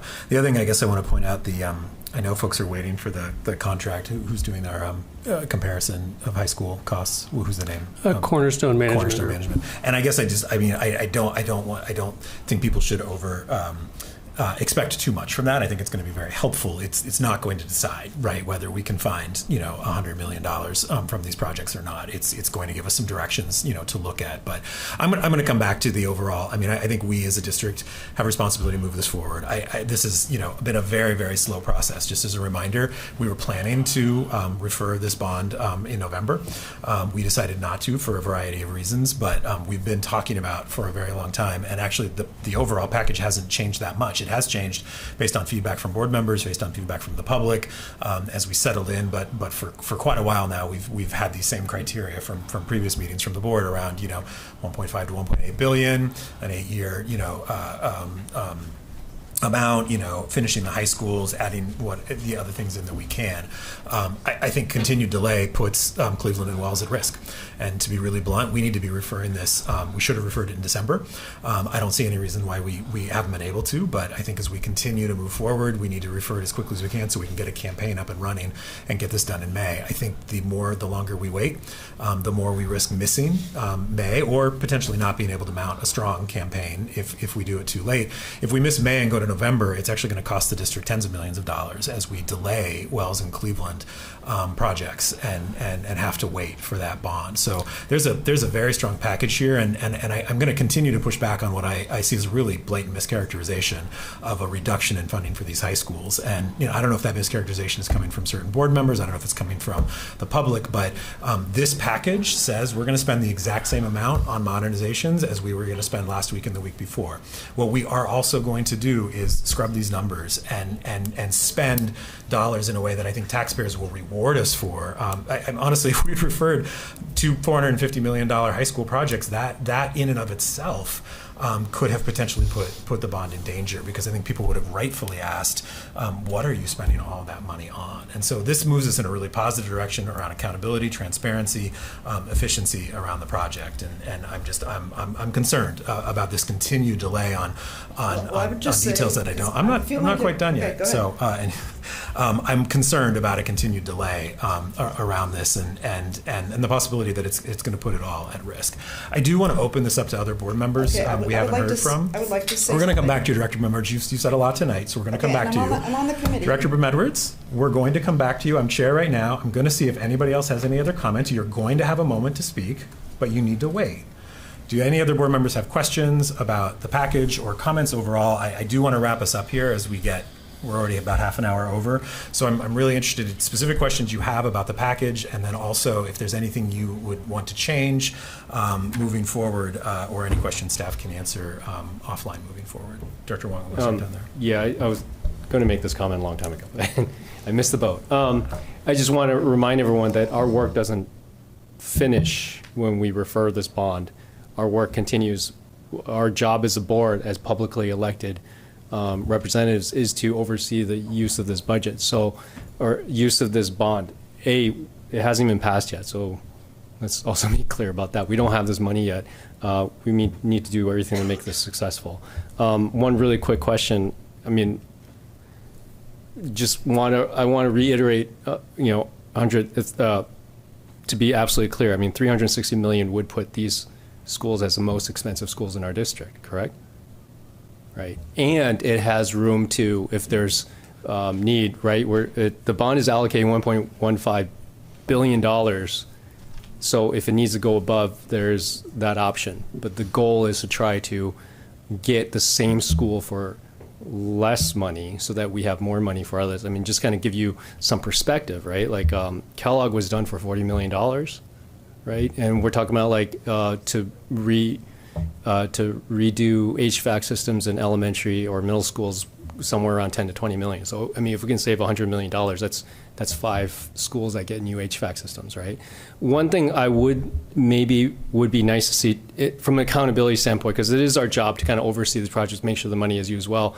And it may also help with the campaign and I know we're waiting on this report and there's been a lot of work done in the district, but to maybe give examples, some priorities, right? Like as we identify it, say we do have these elementary schools or these middle schools that are a priority we want to get to within 2 years.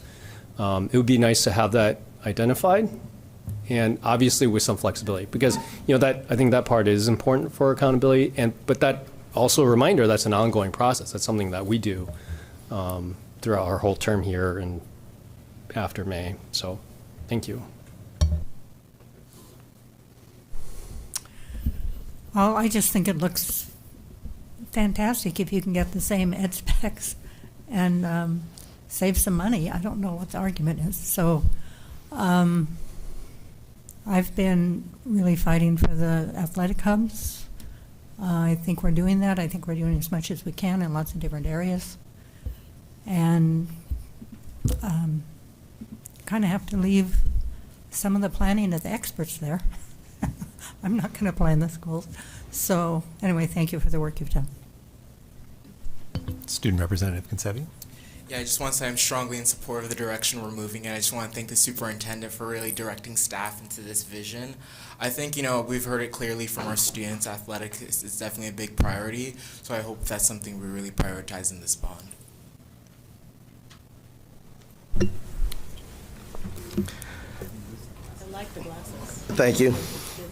So I want to make sure that I get these out when we start thinking about modernization and I know we had asked about the audit. We were told that we were going to get the audit in the first parts of November. Then it was moved to the last part of November, and now we're being told that it's going to take more time. So I'd like to get, if we can figure out how we're going to wrap that up, because we're continuing to move forward on the idea of let's get this construction done without having the construction audit.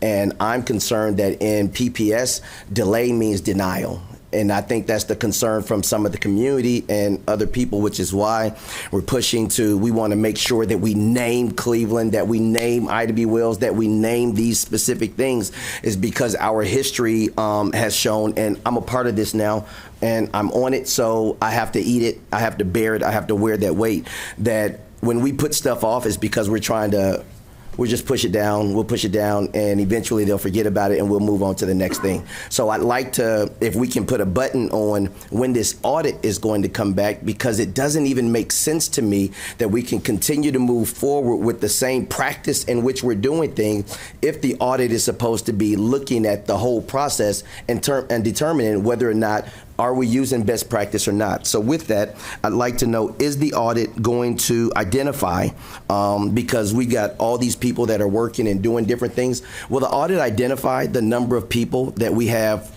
that are being paid by bond dollars? Is there a number? Is it 5 people, 6 people, 7? Like, how many people are being, how many staff members are being paid by the bond? And so I'd like to know if the audit is going to cover that.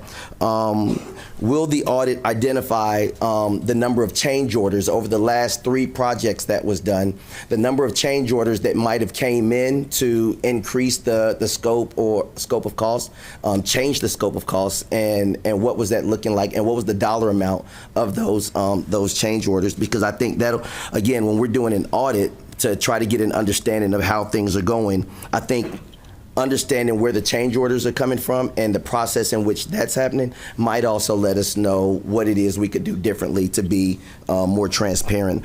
And then will the audit cover the scopes? Because I understand that one of the things that we were talking about with Jefferson was that we wanted to be a completely climate neutral or something like that, whatever the terminology we were using. I don't understand it. I drive a big truck and I burn a lot of smoke. And so, but I understand we're trying to get there. And so we were saying we want Jefferson to be the first school that was 100%, I think it was, is that what caused it? And if so, clean energy. Yeah, net zero, that's what it is. So what does, will it identify these things? And then the last thing that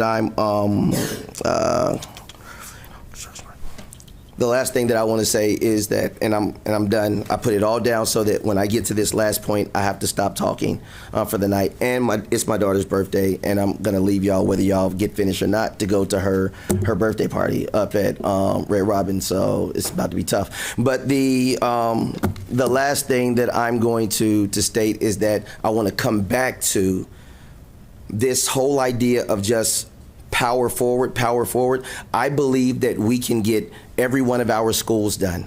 I believe that we can get every one of our high schools, let me say that. I believe that we can get every one of our high schools done with the money that we currently have in the bond. I also believe that we could possibly, even if we got very aggressive, and I believe in being aggressive, that we could use some of that funding to say that we're going to come back and we're going to make sure that we address all the HVAC systems in every one of our elementary schools and middle schools with the remaining funding. The reason I feel like this is important is because there was a drum beat during the teacher strike that we've stopped talking about. And the drum that everybody was beating, besides the other stuff, was that we want our facilities, we want our schools to be free of rats, mold, and they had a whole anthem that they were beating the drum about. Rats, mold, cold. Rats, mold, cold. And I'm looking at how with what we're doing, keeping the number where it's at, addressing some of the issues that address those things, the rats that are in our schools. Let's stop saying that we don't have them. They're in there. The mold that's in the school, and the heat during the summer, and heat during the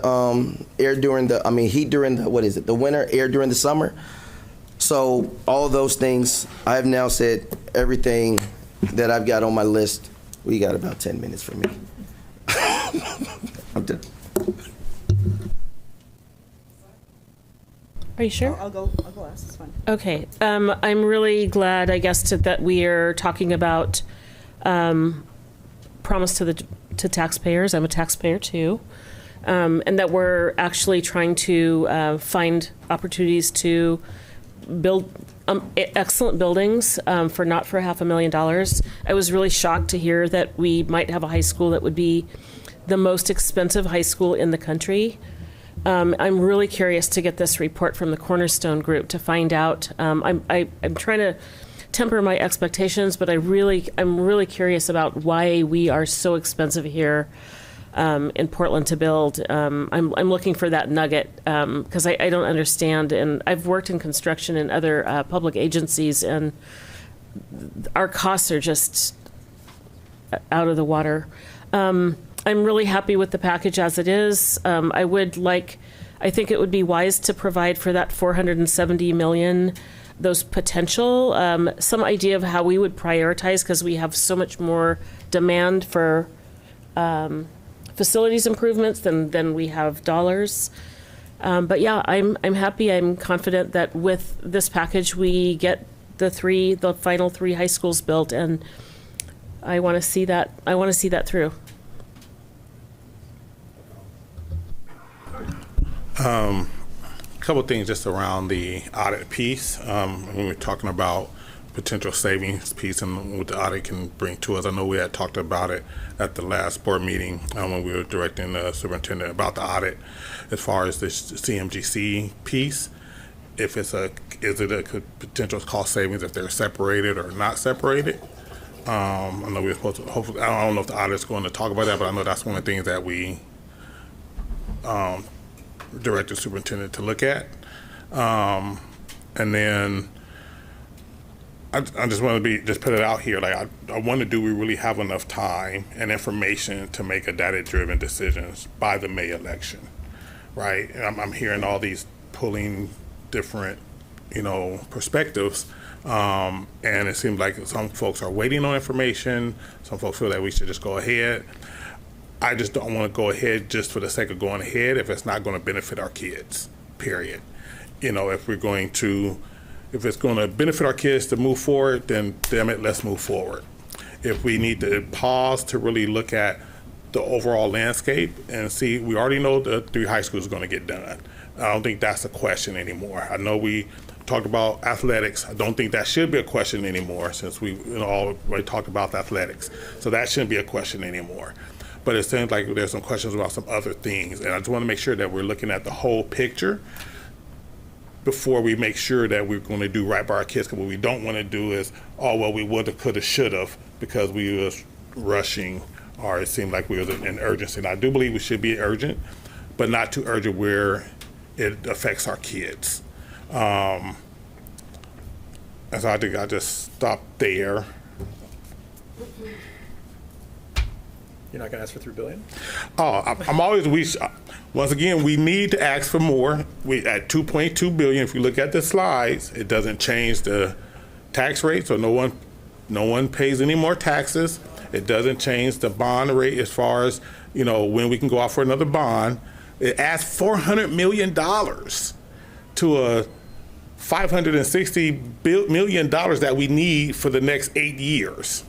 So I'm gonna just put that out there. Like I think the voters would absolutely approve a $2.2 billion bond to make sure that we are keeping up with the deferred maintenance that we need of almost $992 million of deferred maintenance that we have right now. So I would just implore us to say, hey, let's ask for the 2.2. It doesn't cost nobody anymore. It's still at the same $250 per thousand rate. It doesn't change anything. It just adds more money to what we can do for our kids. That's it. Director Edwards.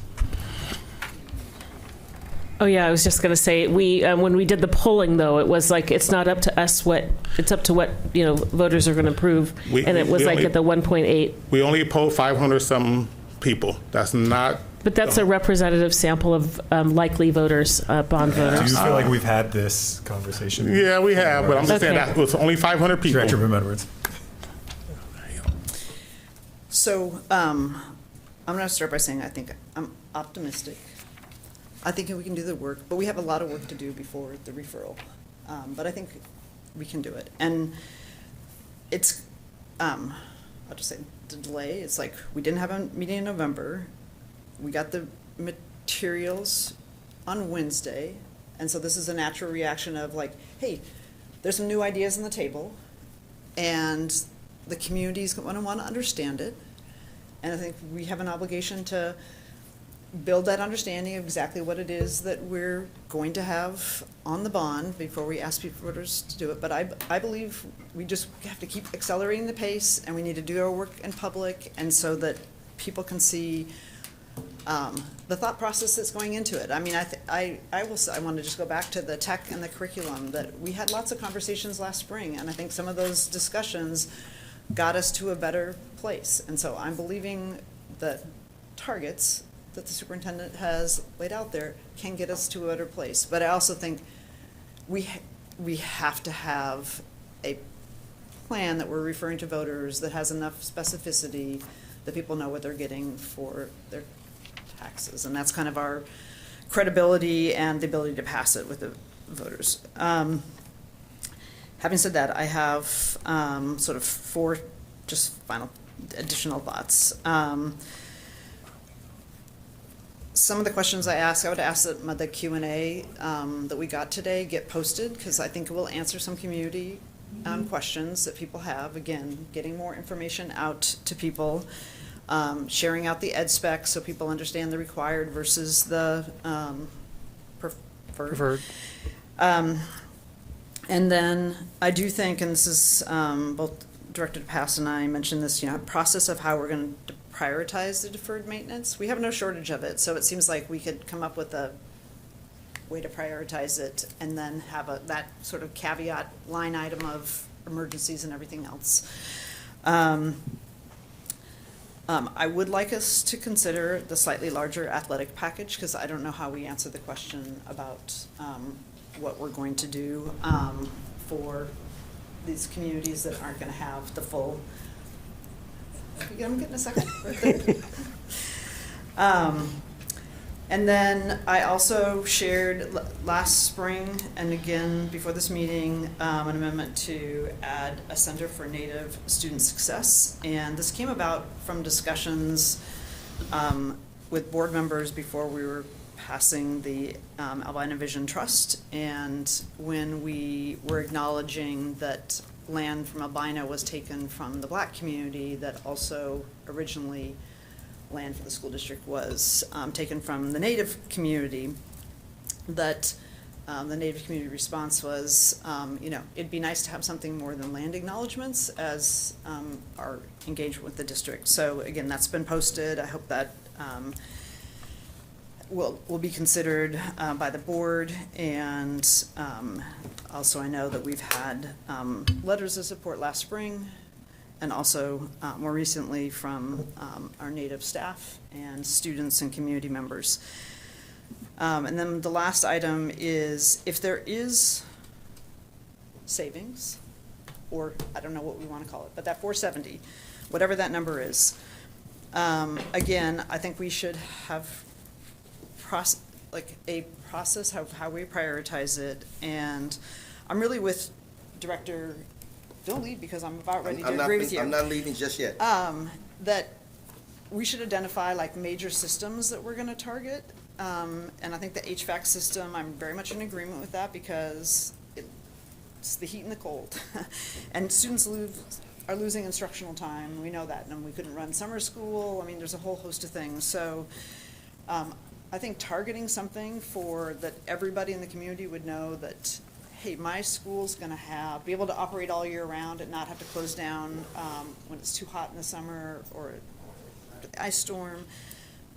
So really thinking about how we share with the community, like, we hear this is a priority and we're going to make investments in it, versus, I mean, I'm concerned about right now doing something like, we're gonna pick 2 middle schools to modernize, and everybody else is gonna have hot or cold schools for another 10 years. So I would think, I know in the, like, for example, in the 2012 bond, we told like all the middle schools are gonna get new science labs.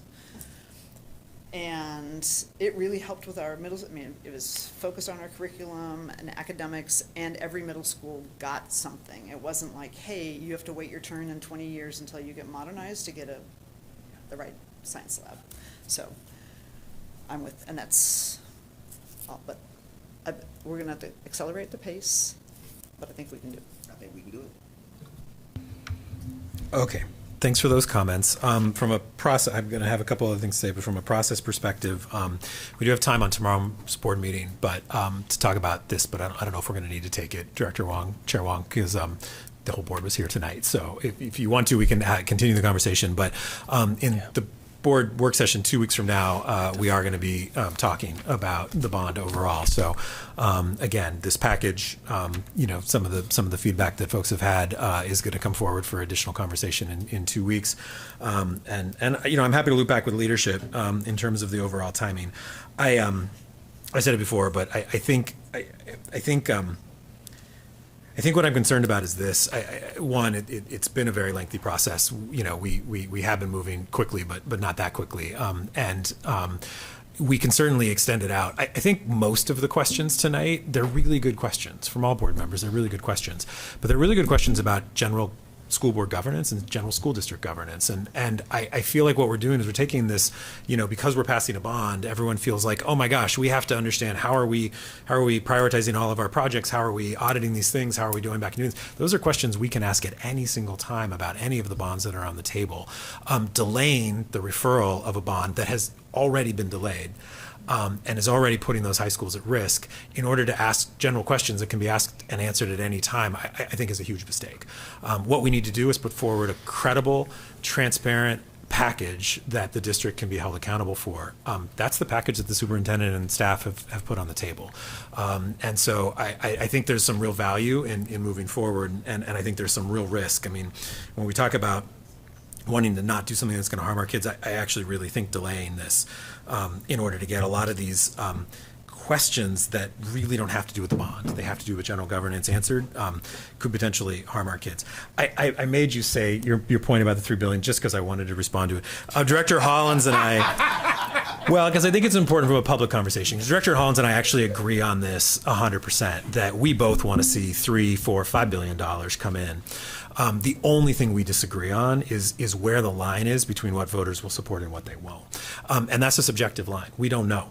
It is very possible at $2.2 billion we could run a winning campaign. It's very possible at $3 billion we could run a winning campaign. I don't think so.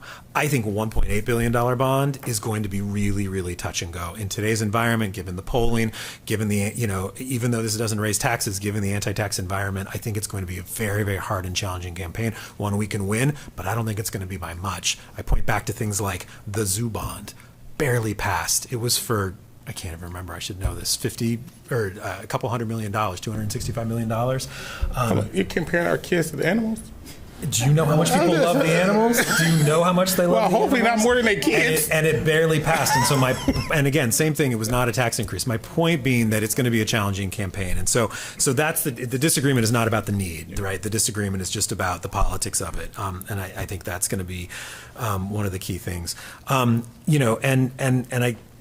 Maybe I'll just end there. I think it's been a good meeting. We'll have time for more conversations.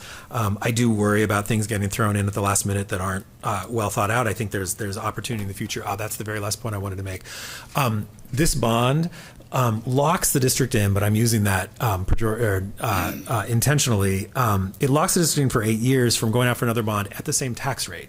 What it doesn't do is lock the district in from going out for another GO bond with an increased tax rate. And that's something that we talked about, right, as a board last year, and we decided that given the politics and the polling, it would be too hard to pass. There's nothing that prevents a board a year from now, 2 years from now, 3 years from now, going out for another GO bond with a tax increase and generating additional dollars for additional projects. And I think it's an important thing as we talk about not everything's going to be in this bond, but future boards, if the political dynamic changes, can go back out again for tax increases. So I'm just to make sure I understand. So you're saying we shouldn't go out for more now, even though it's not going to be a tax increase. But we potentially, another board can go out for another one that will be a tax increase, and that'll probably be an easier way to pass. Well, It doesn't make, right, I hear what you're saying. So why wouldn't we do the more now without having to try to have another board that we might not be on have the difficult time of going out to raise taxes?